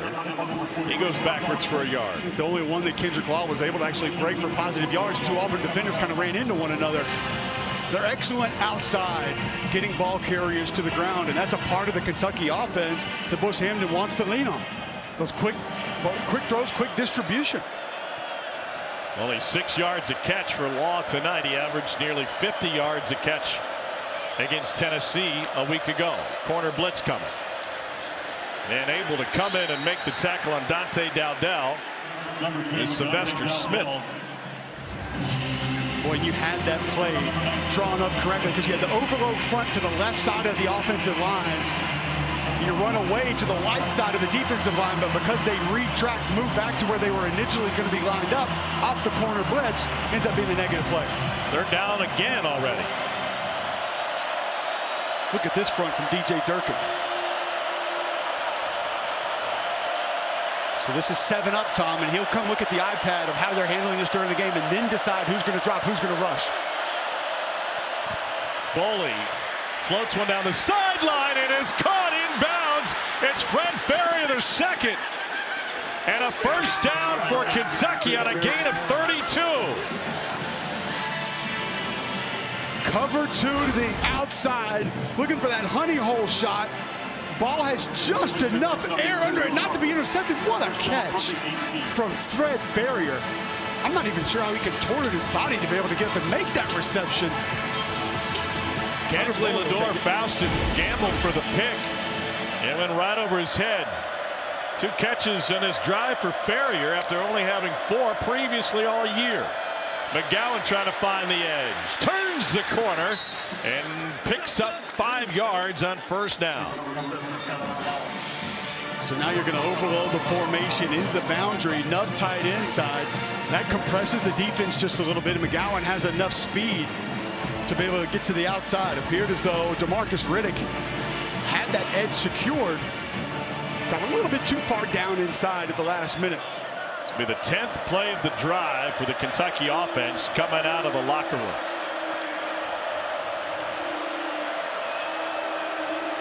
Willie Rodriguez back in there. And he springs Law on the screen, and Law takes it across the goal line. Our first touchdown of the night under Kendrick Law. Catch and run.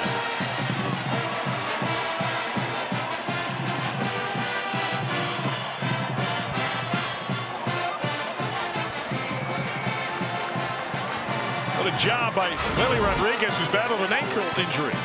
And Josh Caddis out in front, and Rodriguez comes across the outside, gets just enough of Jay Crawford, who gambles at the line of scrimmage, trying to negate the screen. We told you earlier, Kendrick Law, one of the strongest pound-for-pound football players on this team, breaks the arm tackle, takes it in for a score. Impressive drive for Kentucky coming out of the half. Fred Ferrier, the second, is off the milk carton. The Kentucky offense has been found in this second half. A 10-play, 75-yard drive. Kendrick Law hits pay dirt. 10-3 Cats. 75 yards of offense on the first drive of the second half for Kentucky. Pretty good considering where they've been this evening. And the first touchdown for either side. Meanwhile, you heard Alyssa coming out of halftime saying that Hugh Freeze wants to see at least one series from Ashton Daniels before deciding if he spins the quarterback carousel one more time. He changed quarterbacks at half last week against Arkansas, and they came back in the fourth quarter thanks to 4 takeaways. And that included a pick 6. Mayshawn Pleasant, 4 yards deep, is going to gamble with it. And that gamble comes up short. He's thrown down at the 8. Well, as Alyssa said, we expect to see Ashton Daniels. He'll have a long field. What have you observed down there? Yeah, I've been standing down here watching him, Tom, and Ashton Daniels is a self-proclaimed cool, calm, and collected type of guy. He wants to keep his team calm on the sidelines, but he was pretty fired up as he got up and started warming up again, going over to every single member of his offense and giving them a high five, patting them on the shoulder pads, making sure they're fired up, ready to go. And then he stood on the sidelines for about 5 minutes by himself, getting ready to come back. They leaned on Jeremiah Cobb to close the half, and Cobb turned the corner and lowered the shoulder. There's a flag down where he was tackled. There's actually 2 flags down, one in the backfield and one where the first down occurred. It was Ty Bryant who came in to make the tackle. And Bryant is a leader of this Kentucky defense. His dad Cisco played at Kentucky. Jared Claiborne back in the mid-'80s. Ty was a great baseball player at Frederick Douglass in Lexington. There are 2 fouls on the play, 1 on each team. Holding on the offense, number 3.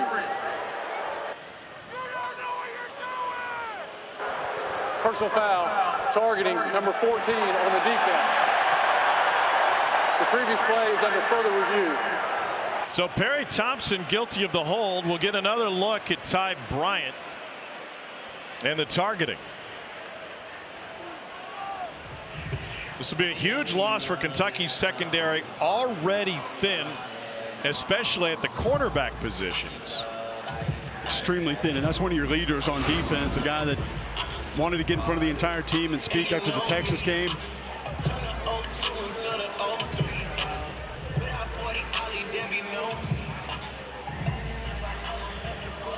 I don't see crown of the helmet.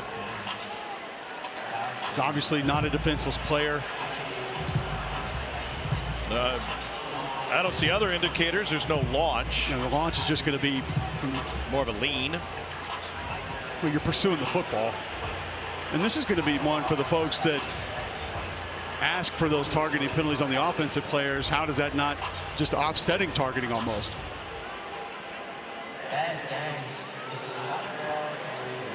If they, they're going to take a further look. There's the hold on Perry.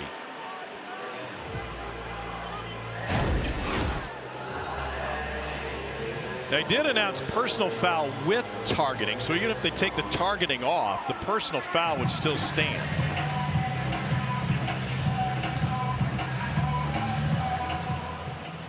After video review, there is no foul for targeting. The holding on number 3 will be enforced half the distance to the goal. Replay, first down. Okay, pardon me. It wasn't a personal foul with targeting, just targeting. So not only does Ty Bryant stay in the game, but Auburn will be backed up and look at a 1st and 15. I love the perimeter run. I love attacking outside. We said earlier the way Kentucky was playing, you were going to be able to find some of that. Hugh Freeze comes out with it early here in the second half, but Perry Thompson had the hands outside the framework. I didn't think it was a vicious hold. Technically, maybe. Have to release that defender, let him disengage and go after the football. So they try it to the left side now. Cobb gets taken down at the 10 by J.Q. Hardaway. Didn't have the same angles on the down blocks from the wide receivers on the defenders as you did on the previous play. So therefore you weren't able to set those walls to allow Jeremiah Cobb to get outside on you did the previous attempt. It's interesting. We're talking to Hugh Freeze about the quarterback situation. And this was in regard to Jackson Arnold, but it applies tonight to Ashton Daniels. He said, can you lead us to a win? And he said it's unfair that we put that on the quarterback, but that's a position. Corner blitz, and he finds the tight end, Brandon Frazier, who falls forward, and at his spot should be good enough for a first down. End of the day, can you see the team to a win? Is there something else out there? And he said in our meetings yesterday, we may roll that back quickly, and he told Alyssa that same thing. Now, rewind the play. If there's no holding and Jeremiah Cobb picks up a first down, regardless of the targeting, you feel better about Ashton Daniels. The previous play is under video review. The ruling on the field was the runner made the line to gain. The initial spot by the line judge said first down, but as they review that, likely going to be short where the ball was when his elbow hit the turf. To your previous point, Tom, specifically on this play, you get that recognition and awareness from quarterback Ashton Daniels that you want. Sees blitz coming from the right side. You don't have the bodies to pick it up. Find your release valve in your tight end. Dump the ball down to him quickly. See if you can go pick up first down yardage. I think those are the kind of things that Hugh Freeze says he did not see enough of potentially from Ashton Daniels in the first half. That's right. But going back to how we judge a quarterback and their responsibility for the offense as a whole, he referenced the A&M game and he said, yeah, we were 0 for 13 on third downs, but 9 of those 13 drives had a penalty in it.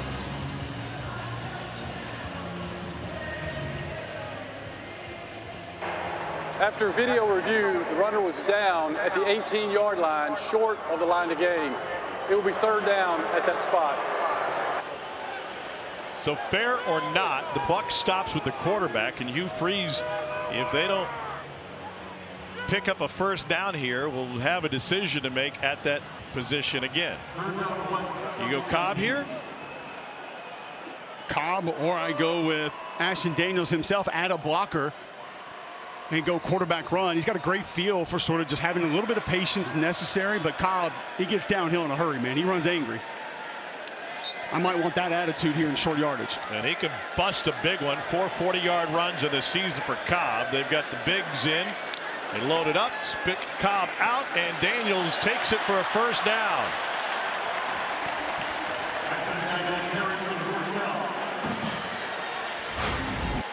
Well, it's an excellent job of just getting a little bit of a kick out block right here, and then everybody else going to pull around, be able to help Ashton Daniels get north and south. Right there, just enough on that defender coming north and south.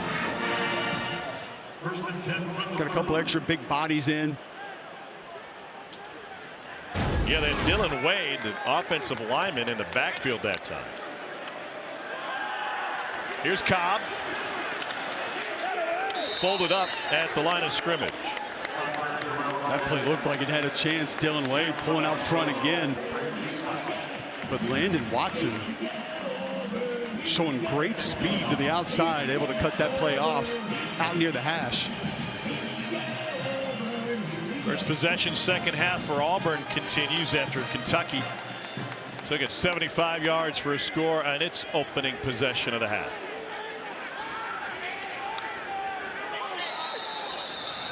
And there's movement on the far side. The wide receiver Eric Singleton Jr. 5-yard penalty. Second down.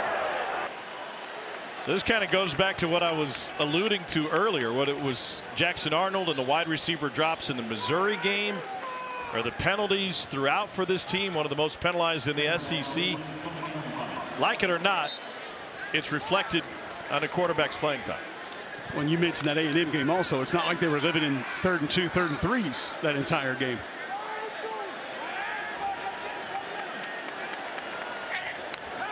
Now second and long.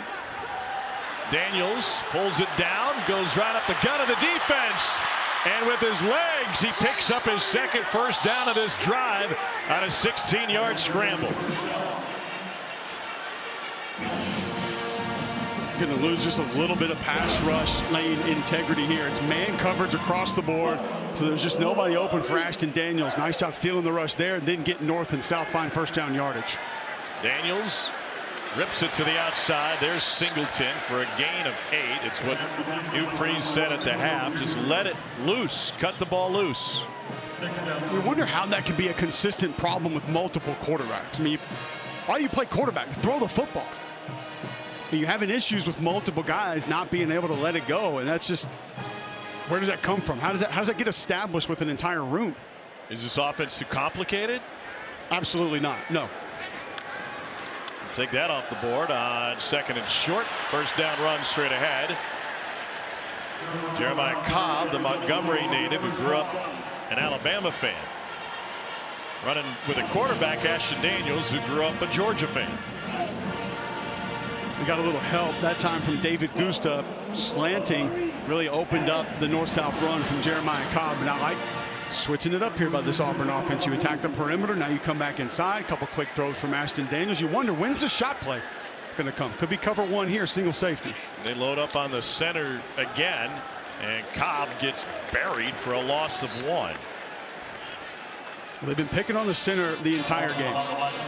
And it's something that you mentioned. It's a great question by you, Tom. I'll give you credit. You asked Brad White, the Kentucky defensive coordinator, in our meetings.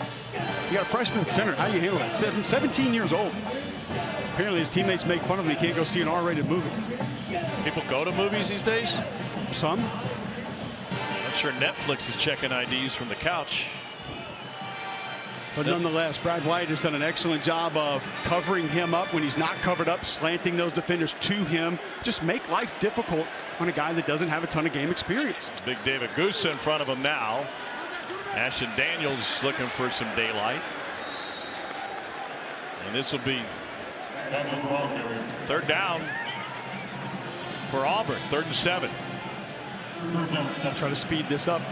Try to get the defense off balance. They were looking to the sideline for the play. Pocket collapses again, and Daniels can't spin free. He slings it out on his way down. It was Khalil Saunders who spun him down, and they'll say he was down before the ball came out. And the 4th sack of the night for Kentucky. It's a perfect example of what we're talking about, Tom. So watch the twist. Come right here. You're going to pick the center. That's the penetrator. You're just looking to occupy multiple offensive linemen there. But Khalil Saunders doesn't just occupy offensive linemen. He knocks the center, Khalil Ellis, a gap over, and then is able to get into the backfield and pressure the quarterback. Not very often that first guy gets home, is it? Not supposed to. It's not what it's designed to do, but when you're in some sort of slide protection, you're not aware that it's coming, and your guard doesn't help offset some of the penetration, that's the result. It's an 11-play drive for Auburn that nets 43 yards, but did nothing but take 6 minutes off the clock. Kentucky leads by a touchdown. Rookie season started early this college football year. Take you back mid-September. Brent Pry was let go at Virginia Tech. And same thing happened to UCLA. A week later, Mike Gundy was shown the door to his alma mater. Arkansas, it happened at the end of the month. And then James Franklin went from a college football playoff to looking for a job. And now Brian Kelly, the latest power coach to be shown the door.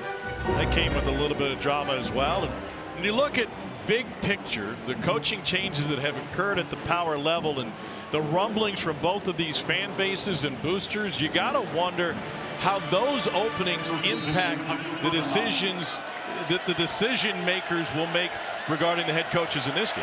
It's a fair point. I'll give you my thoughts after this play. Cutter Boley hands it off. And a hard-fought yard by Seth McGowan. I have two schools of thought on this, Tom. One, I would say it doesn't matter because these are normally emotional decisions. Emotional decisions by the people who have the money to be able to help you make them. Emotional decisions maybe even by the fan base, by being done with whatever coach that is. But I would also say on the flip side, if you know you can go get your guy, and we obsess with the high candidates, the 1, 2, 3 elite candidates, that's not always the guy that would fit your program best. If you know you can get your guy and you think he's going to be better, you make the move. To the slant, and that's good for a first down. If you look at the trend for Mark Stoops, last year was a losing season after they had built for so many years. And the administration showed great patience when he first started to give him time to build. 18 and 21 were the high water marks with 10 wins apiece during those seasons. He's the winningest coach in Kentucky history. And there's a huge variance to go. They could still end the season with 8 wins. That would include some monster victories, not only tonight, but also to close with a win against their rival Louisville over Thanksgiving weekend. McGowan picks up a yard and a half. Well, that's the dangerous game you play in October, right? You look at Billy Napier last year in Florida. They get hot late. All of a sudden, win down the stretch. You knock off Ole Miss. Can't fire that guy. Can't get rid of him. Or if you wait and things continue to get worse, what does that do to who else you're going to be able to bring in or where your fan base is? I just can't imagine. I know it will be. The odds wouldn't be with him. I cannot imagine Kentucky letting a coach go who has an 8-win season, even a 7-win season to that point. Straight ahead. Sylvester Smith on the stop. The one thing that I would add about that particular situation is Mitch Barnhart has been patient with Mark Stoops before, the athletic director at Kentucky. There were a lot of folks early in his tenure wanted him gone. They waited. They gave him patience. He got things right. Well, now he's got a homegrown quarterback that will be playing in the NFL in just a few years, and they're sitting on a touchdown lead as we approach the fourth quarter. They're down 7 for Cutter Boley. Auburn brings 5. Boley delivers. Good for the first down on the first catch of the game for Hardly Gilmore, the 4th. Pretty good protection up front from that offensive line, and you saw sort of the pitter patter from Cutter Boley in the pocket. Uncertainty about when he should get rid of that football. Finds Gilmore late. Nice catch by Gilmore in traffic.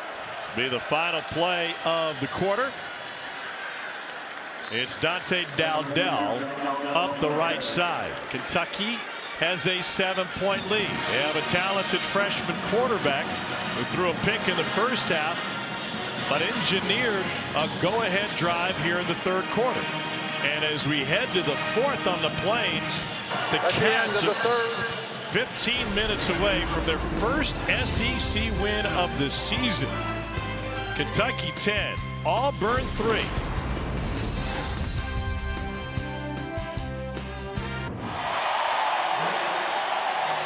We head to the fourth quarter, 1-score game. Kentucky driving, moment to go. Alyssa Lang caught up with Hugh Freeze. Coach, going into the fourth quarter, what did you see from Ashton, and where are you right now in your thought process? Yeah, we're going to go with Jackson. I mean, we've only had one drive. The game is getting short really quick. We need to get a stop here for sure, and let's see if Jackson can give us a spark. We had a pretty good drive going there and got behind the chains there and then didn't convert, but man, one possession in the quarter is uncomfortable. Thank you, Coach. Yeah. And so that carousel continues to spin. The ball may have come out. I thought he was down. Auburn thinks that they have a takeaway. And this might be the kind of game like Arkansas a week ago. The DJ Durkin's defense will have to win it. But when Auburn gets the ball back, Hugh Freeze is going to go back to Jackson Arnold. Third down for Cutter Boley in Kentucky.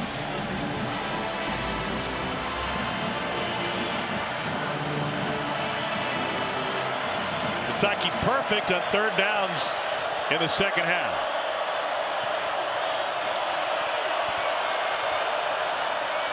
Pulls it back, looking for something to come open. Going the wrong way. And he gets rid of it, incomplete. Trying to fit it to Willie Rodriguez. There's a flag on the play in the secondary. Xavier Atkins was in coverage on the tight end Rodriguez. Holding on the defense, number 14. 10-yard penalty from the previous spot. Automatic first down. Cornerback Rayshawn Pleasant was a hero last week. This penalty gives Kentucky a first down. Rayshawn Pleasant going to be up here at the top of your screen. He's going to get a little deep crosser here, and that's where the hole's going to come. Right there, a little grab of the jersey. Didn't feel too bad.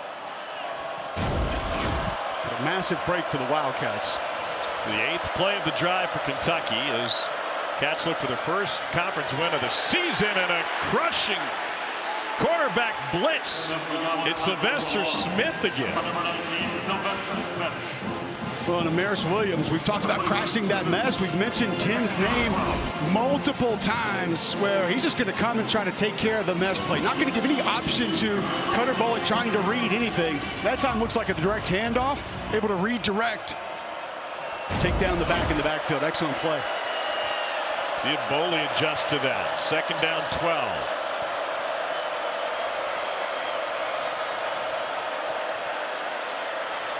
Boley pulls it back and walks right into trouble. Amaris Williams with the sack. First of the night for Auburn.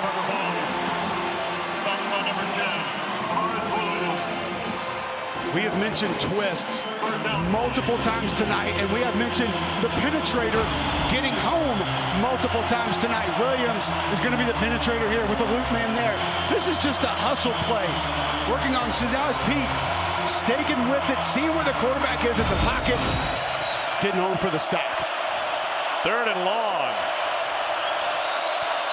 That right side, left side of the offensive line going to be overloaded here, Tom. Who drops, who rushes? That's the question for the Kentucky offense.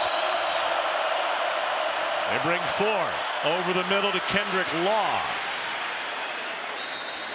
Into Auburn territory, but well short of a first down.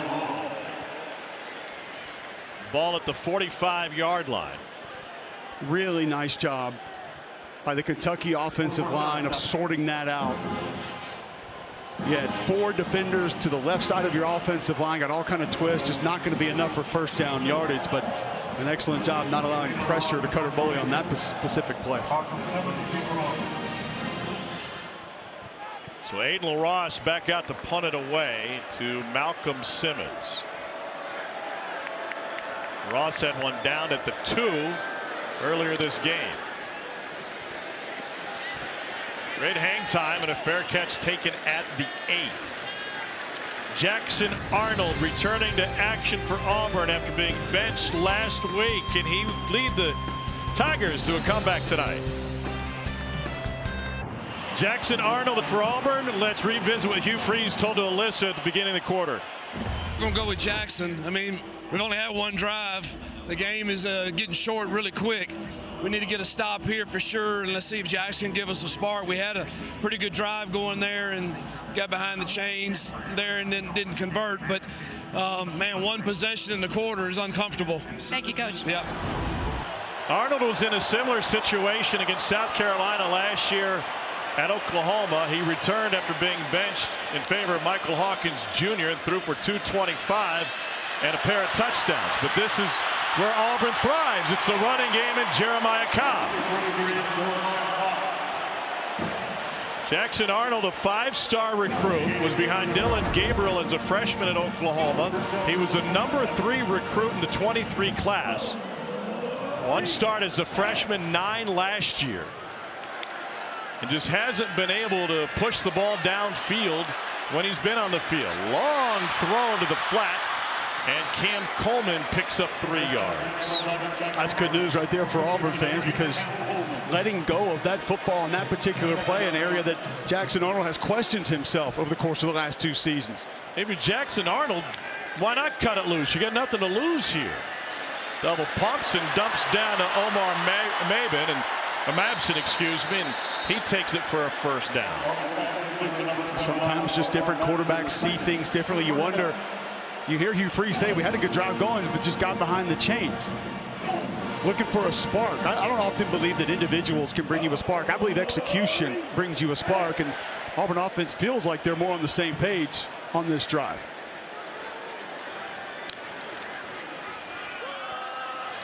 It's Mabson again, the Auburn product, Auburn High School, just down the road. True freshman. You go tempo here, try to work this Kentucky defense. Have a look that you like.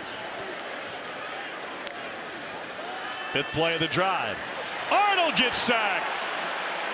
Alex Safari Jr. with the 5th sack of the night for Kentucky. I'm not sure if Cam Newton would make a difference at quarterback tonight, the way the O-line's been playing.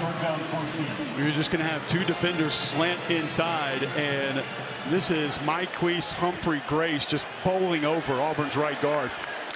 Cam may make a difference. Probably a little bit. 3rd down 14. They're just 1 of 7 on 3rd and medium or longer tonight. 4-man rush. They get him again. Arnold tries to bounce it, and he gets taken down just past the line of scrimmage. And here's a conundrum for Hugh Freeze. You're going to punt it away, but Mark Stoops and Bush Hamden's Kentucky offense have shown the ability to bleed the clock. I'm not sure how much time will be left unless DJ Durkin can work some magic. For Kentucky, number 18 is wearing number 41 for the punt return. Well, styles make fights, Tom. I think this is the exact style fight Kentucky came into this game looking for.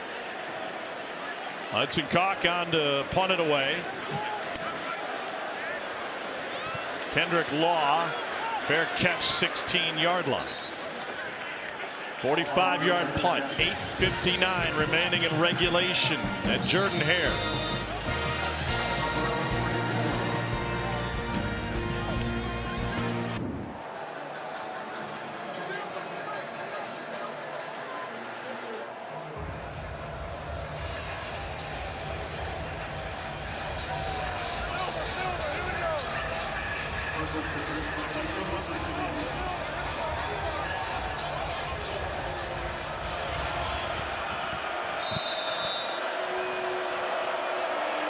All right, thanks, Dari.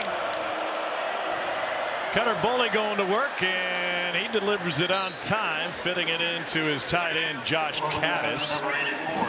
Caddis' dad, Eric, was a tight end from Michigan back in the early to mid-'80s. Teammate of Jim Harbaugh. He's one of the reasons Boley has been perfect this second half, 10 for 10. Averaging 10.4 yards per completion. My abacus is right. 2nd and short. You said styles make fights. This is type of game that Mark Stoops made his money on early in his Kentucky career. Here's Law turning it upfield. Doing his best, Lynn Bowden, but trying to shorten the game. Yep.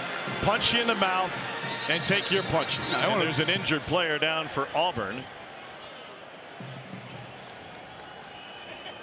And that's Elijah Melendez, who had the first half interception for the Tigers. We will take a timeout. 8:10 to go in regulation at Jordan-Hare. Kentucky clinging to a 7-point lead.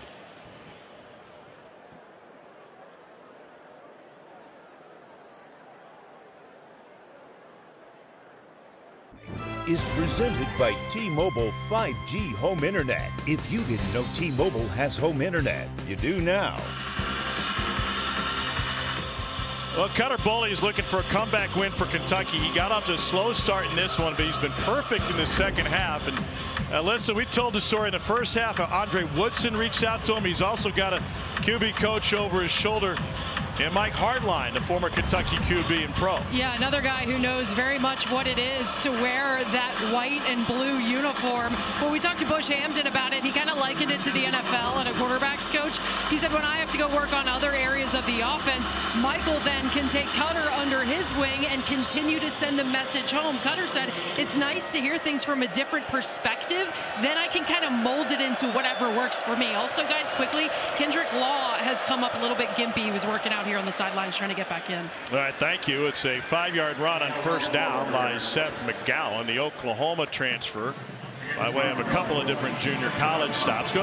Going back to the Bush Hampton conversation about Hardline, he said, I can leave the room and those guys can just watch film, and Hardline can say, what are you seeing? What are you looking at? And it takes a lot of that pressure off than suppose your coordinator judging you like a mother-in-law.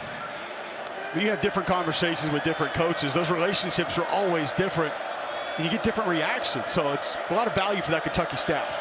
On 2nd and 5 to the slant, incomplete. And that was draping coverage on Cameron Miller by Rayon Strader. He was all over him. It brings up 3rd down.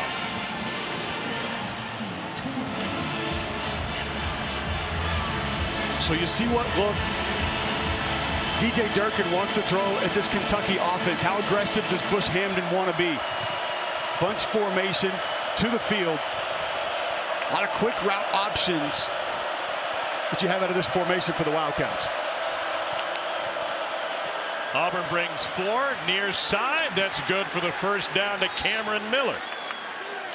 Bush Hampton told us this week we want to get Miller on the field and more touches. It's just hard to move a young player around. You want to keep things simple from an assignment standpoint. You say that, Tom, but every time he touches the football, he just feels electric. It looks like he can provide explosive plays, something this Wildcat offense hasn't been able to find many of. I'd be a fan with forcing him on the field somehow, some way more often.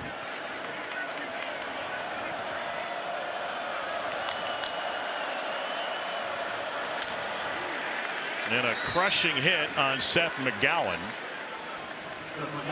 Got back to the line of scrimmage. Jake Crawford with the stop for Auburn. And Chris Murray at that defensive end spot playing underneath the block of Henry Boyer at tight end. We'll go back to that style fight, Tom. Kentucky is fine living this life right here. Bleed this clock, put the pressure on the Auburn offense, let your defense keep doing what they've been doing. Trying to get to a manageable 3rd down. Blitz coming. Boley goes down the hash and not on the same page as Hardly Gilmore.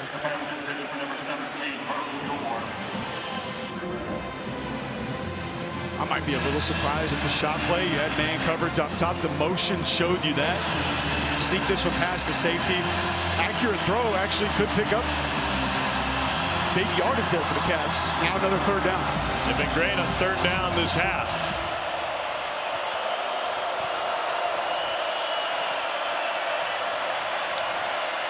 Everybody's coming. Boley taken down. 2nd sack of the night for Auburn. And it comes at the perfect time. Kensley Lador-Faustin was there. Chris Murray cleaned it up. DJ Durkin again just going to overload this side. There's not enough bodies to pick it up.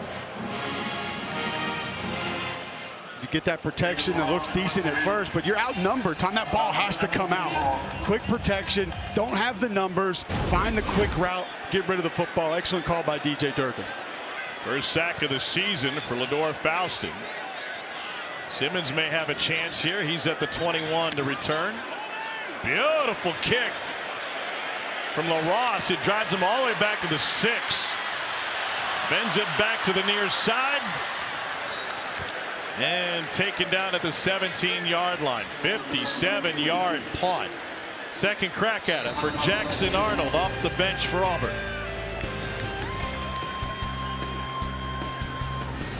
Welcome back to SEC Saturday Night, presented by T-Mobile 5G Home Internet.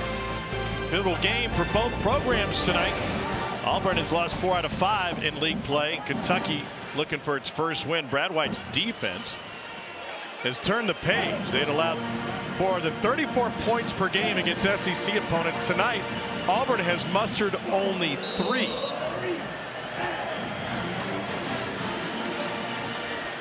That's second. Pardon, that's 13th among SEC teams in league play. Second possession for Jackson Arnold. Took a sack last time after they moved the ball early in the possession. Too high for Jeremiah Cobb.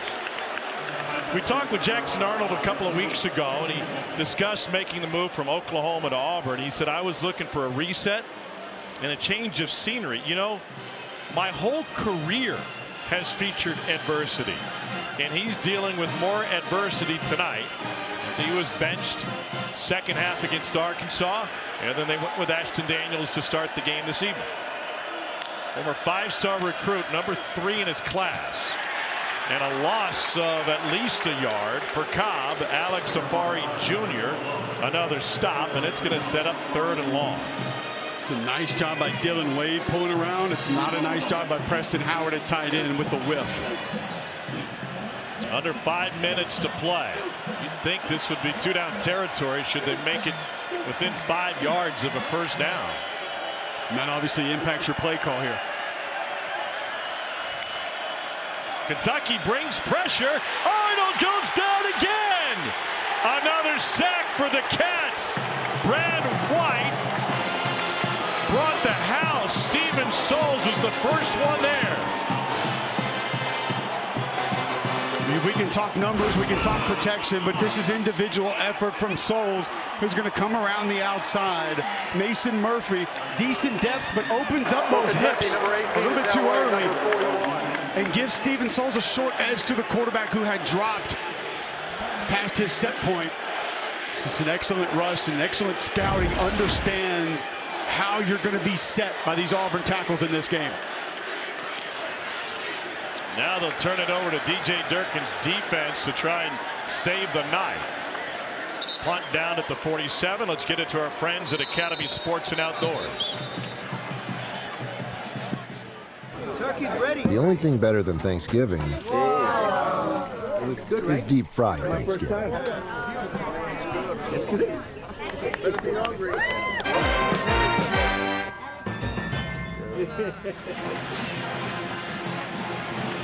On the punt, Kentucky was flagged for holding, so they will back them up a little bit farther.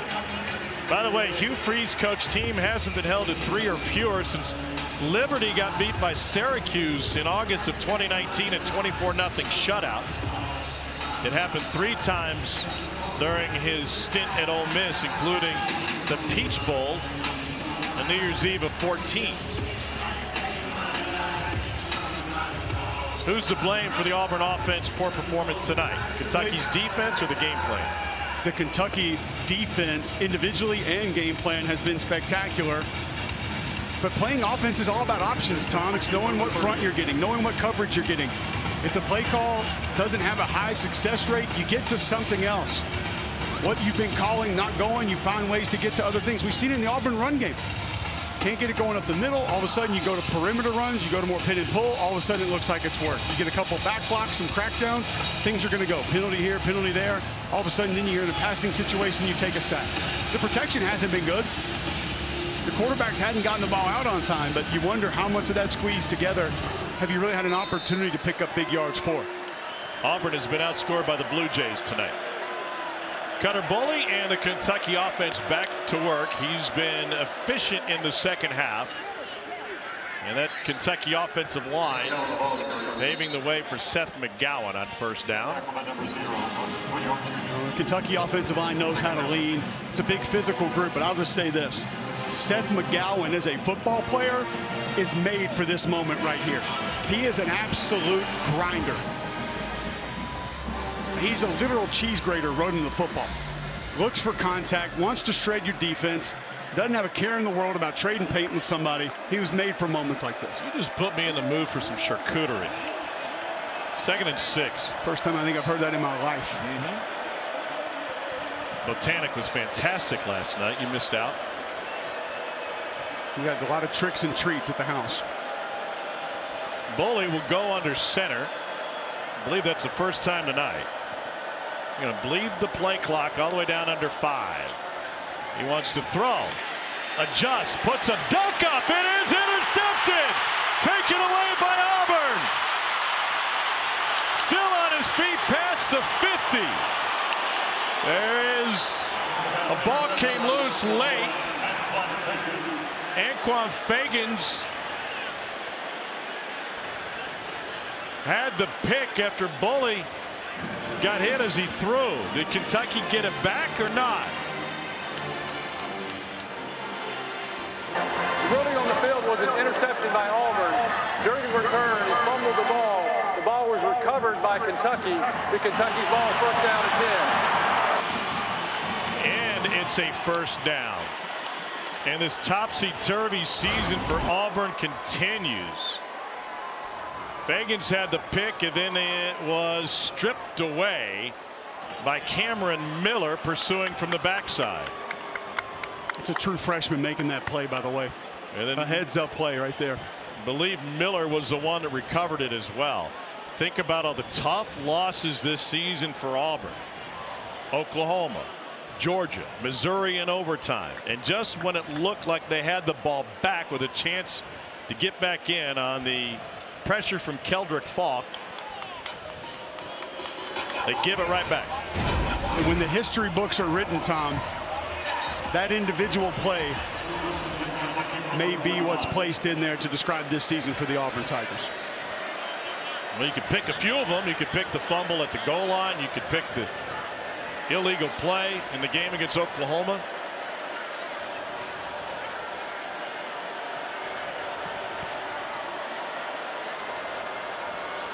Clock rolling towards the 2-minute timeout. And we'll get there after this. If this were DJ Rob Basin, Easy Rock could be more pain than joy for Auburn fans this season. This will be a 30-second timeout. They stop the clock. And that'll give them 27 seconds until the 2-minute timeout. Mark Stoops is at his best, as we've learned, when he's backed into a corner. And they came into this game after getting blown out by Tennessee, wondering about their future as a staff. Well, now they have some very interesting games in their future. They get Florida at home next Saturday night, non-conference with Tennessee Tech, and a chance to make some noise against the Vanderbilt team that lost today at Texas, and then Louisville. Well, what do we hear about Mark Stoops all the time? Youngstown guy, right? His brother on the staff, Eric Wolford. His brother Ron actually coached DJ Durkin in high school, who's another Youngstown guy. You want to know how tough the Stoops brothers were? Ron is 8 years older than Mark. He knocked his tooth out when they were kids. I said, what'd you do? He goes, I couldn't go cry to mom. She didn't want to hear it. Dad didn't hear it. Longtime coach at Cardinal Mooney. It's like he was born into a den of wolves, the younger brother with all those tough older brothers. Timeout taken to stop the clock again. Be a 30-second timeout. Doing their best to get the ball back with a chance to make something happen. You appreciate what Mark Stoops has built, yes, at the University of Kentucky after taking over for Joker Phillips, the winningest coach in school history. It's been tough to watch how things have turned over the last season and a half. A win tonight, how does that change feelings around there? It could change the direction of the program here in the second half of the season. You put the schedule up. We've done that Kentucky-Florida game multiple times the last few years. We know how weird that thing can get. Tennessee Tech could easily be a win. You stack a couple of wins down the stretch, Tom, with a quarterback that didn't start the season as your original starter, who now has real experience, a couple freshman receivers that are playing well. Could you build that as real momentum heading into the offseason and next season potentially for Stoops and company? Well, I think the question is, can you make it to the offseason, right? And you can get those wins to do so. And with Cutter Boley, a Kentucky-born quarterback who bleeds blue, you have an opportunity to build something special.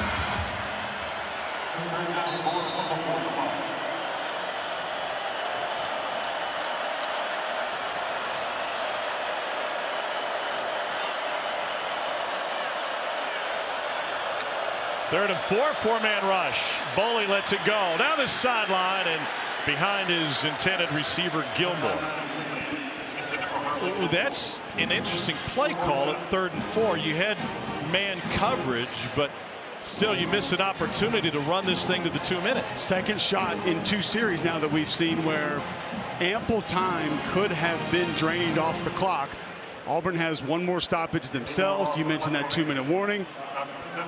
That's a little bit of life injected into this Auburn football team late in this game. And Boley has been off over the course of the night, 18 of 29. Auburn will have a chance to come after the punt, but don't get it. And a fair catch asked for at the 9. Let's take a look at our high-speed highlights brought to you by T-Mobile 5G home internet. This Kentucky defense has been fantastic. The way that they have aligned, the way that they have brought pressure, shown pressure, and then just honestly some individual effort. Been able to fight through double teams, win one-on-one matchups. Brad White came in, knew exactly how he wanted to attack this pass protection, and his front 4, front 7 has been excellent in executing that tonight. They have strangled this Auburn offense. Make this make sense. Ashton Daniels is back. I don't believe I can do that for you right now. Daniels 8 of 16 for 59 yards. He started this game, and he's able to check it down to Omar Mabson, who picks up 12 and a first down. Auburn hasn't lost a game when allowing 10 or fewer points since October of '91, when it lost to Southern Miss 10-9. 2-minute timeout. Ashton Daniels has a chance to be a hero for the Eagles tonight.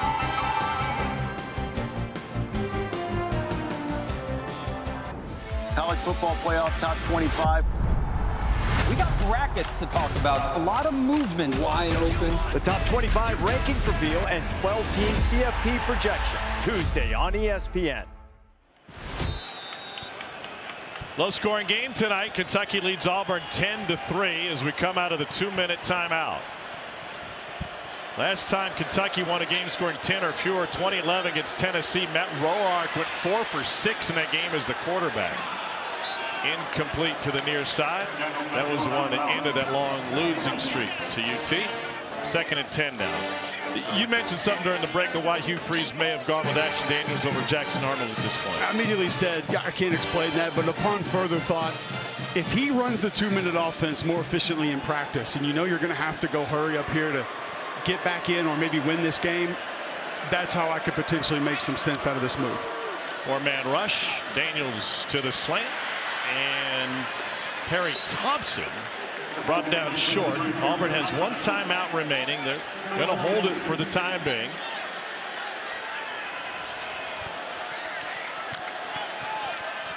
Daniels hands it off. They'll pick up the first down and stop the clock for a moment on the run by Mabson. 2 plays ago, when Ashton Daniels fired it out of bounds, Mark Stoops wanted an intentional grounding call but didn't get it. Here comes the blitz from the edge. Daniels backtracking, complete to the sideline, and a quick step out of bounds by Thompson. 1:22 remaining.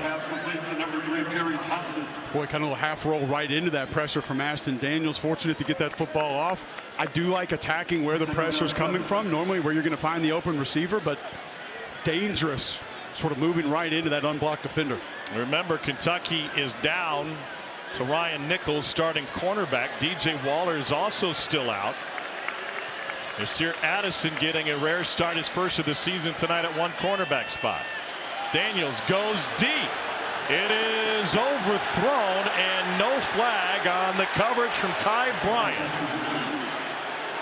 He held up Eric Singleton Jr., and it leaves 3rd and 7. Some hand fighting between the 2 individuals there. I didn't see anything that I felt like would have been. I mean, I'm not sure it's a catchable football, number 1. Not even in the shot. 3rd down 7. 4-man rush again.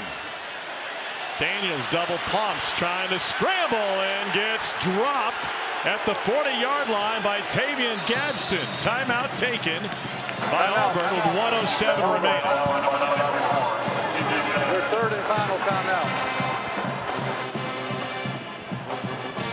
Brad White's Kentucky defense just sitting in 3 deep here, trying to find a crosser late. But an excellent job by Kentucky defending that. You get the twist to the left side. This is more just a coverage sack. The offensive line held up fairly well. And Justin Daniels just runs out of time before he needs to leave the pocket. And one thing this Kentucky defense has done an excellent job of is retrace their pass rushes tonight. So when I say that, I mean you're rushing upfield. You're maybe trying to occupy one of those gaps. You're trying to knock a defender off to allow another blitzer to come through the other direction. They have retraced off of those original routes back to the quarterbacks very well. We have not seen a lot of big runs by Auburn quarterbacks leaving the pocket since the second drive of this game. Felt like Daniels did it early. 4th and 6 now. This Auburn offense is 134th in the country in sacks allowed per pass attempt. Already 6 tonight for the Cats. One more would end it.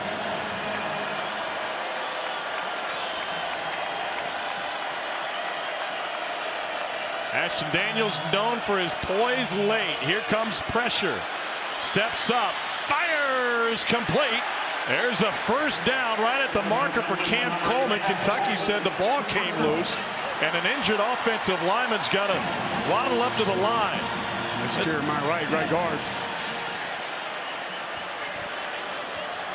Under a minute to play. Daniels near side, batted away, no flag. Clock stops at 52. J.Q. Hardaway on the coverage on Thompson.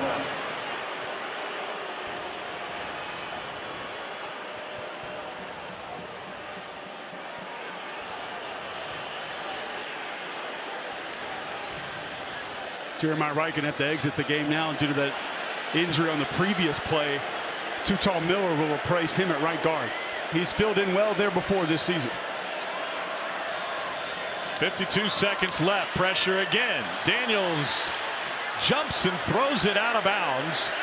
He was inside the tackle box, and Mark Stoops, arms outstretched, begging to get an intentional grounding call. Eric Singleton was about 15 yards away. Now Singleton did break his route off. It was 4 verts originally. Singleton shuts his route down, and Ashton Daniels sails it over his head, and that's why Stoops upset. You can understand the pressure on Mark Stoops. 47 seconds left. Kentucky is 0-5 in the league this year. Daniels down the seam, complete for a first down to the 35-yard line to Preston Howard. They'll stop the clock to reset the chain. It's rolling again. They had to sub. They're holding them up by rule. About 10 seconds came up between plays. Daniels flushed. Incomplete. Batted down by Hardaway. And Kentucky is just trying to survive this final 25 seconds. Oh, the length of J.Q. Hardaway on full display. You don't see a lot of 6'3" corners. He's been able to angle those arms around multiple Auburn receivers and bat balls down. Decent protection for Daniels that time, but the coverage better. There was nowhere to go. 2nd and 10. Do you have an opportunity to run towards the sideline? I think if you decide to do it fairly early, they can get away with it. Justin Jones is the 3rd down back in this 2-minute offense. Daniels pressured from behind, off 1 foot, incomplete again. 20 seconds left. 3rd and 10. He has been off platform all night and on the move due to the Kentucky pressure. That's the first time tonight, too, that I've seen some visible frustration from Ashton Daniels. Told us stories about his father early in his athletic career not allowing those things to happen, not allowing him to show that bad body language. But you can imagine the frustration of just not being able to get set up in the pocket. See if Auburn has a miracle in its pocket. 3rd and 10. First start for Ashton Daniels. They bring the house again, and he's taken down. 7th sack of the night for Kentucky. Sam Green gets there, and the clock is Auburn's biggest enemy now. They have to hustle to get in position. With 3 seconds left, last play of the game. Daniels heaves it towards the end zone. Only Cats are there. It's Jordan Lovett with the interception.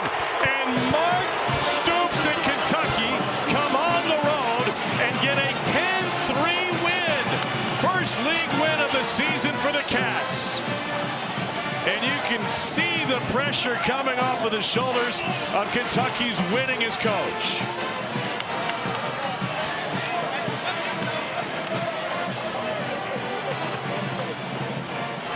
First win since their upset in Oxford last September. It ends a 10-game losing streak in the league.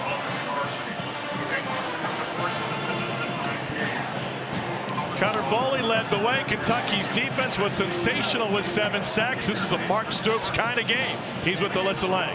Coach, Tom Hart just said this was a Mark Stoops kind of game. You guys have faced adversity all season long. You did in this game. How was your team able to pull this one out on the road? Just a team effort. So happy, so proud. You know, we've been getting better. We've been up and down.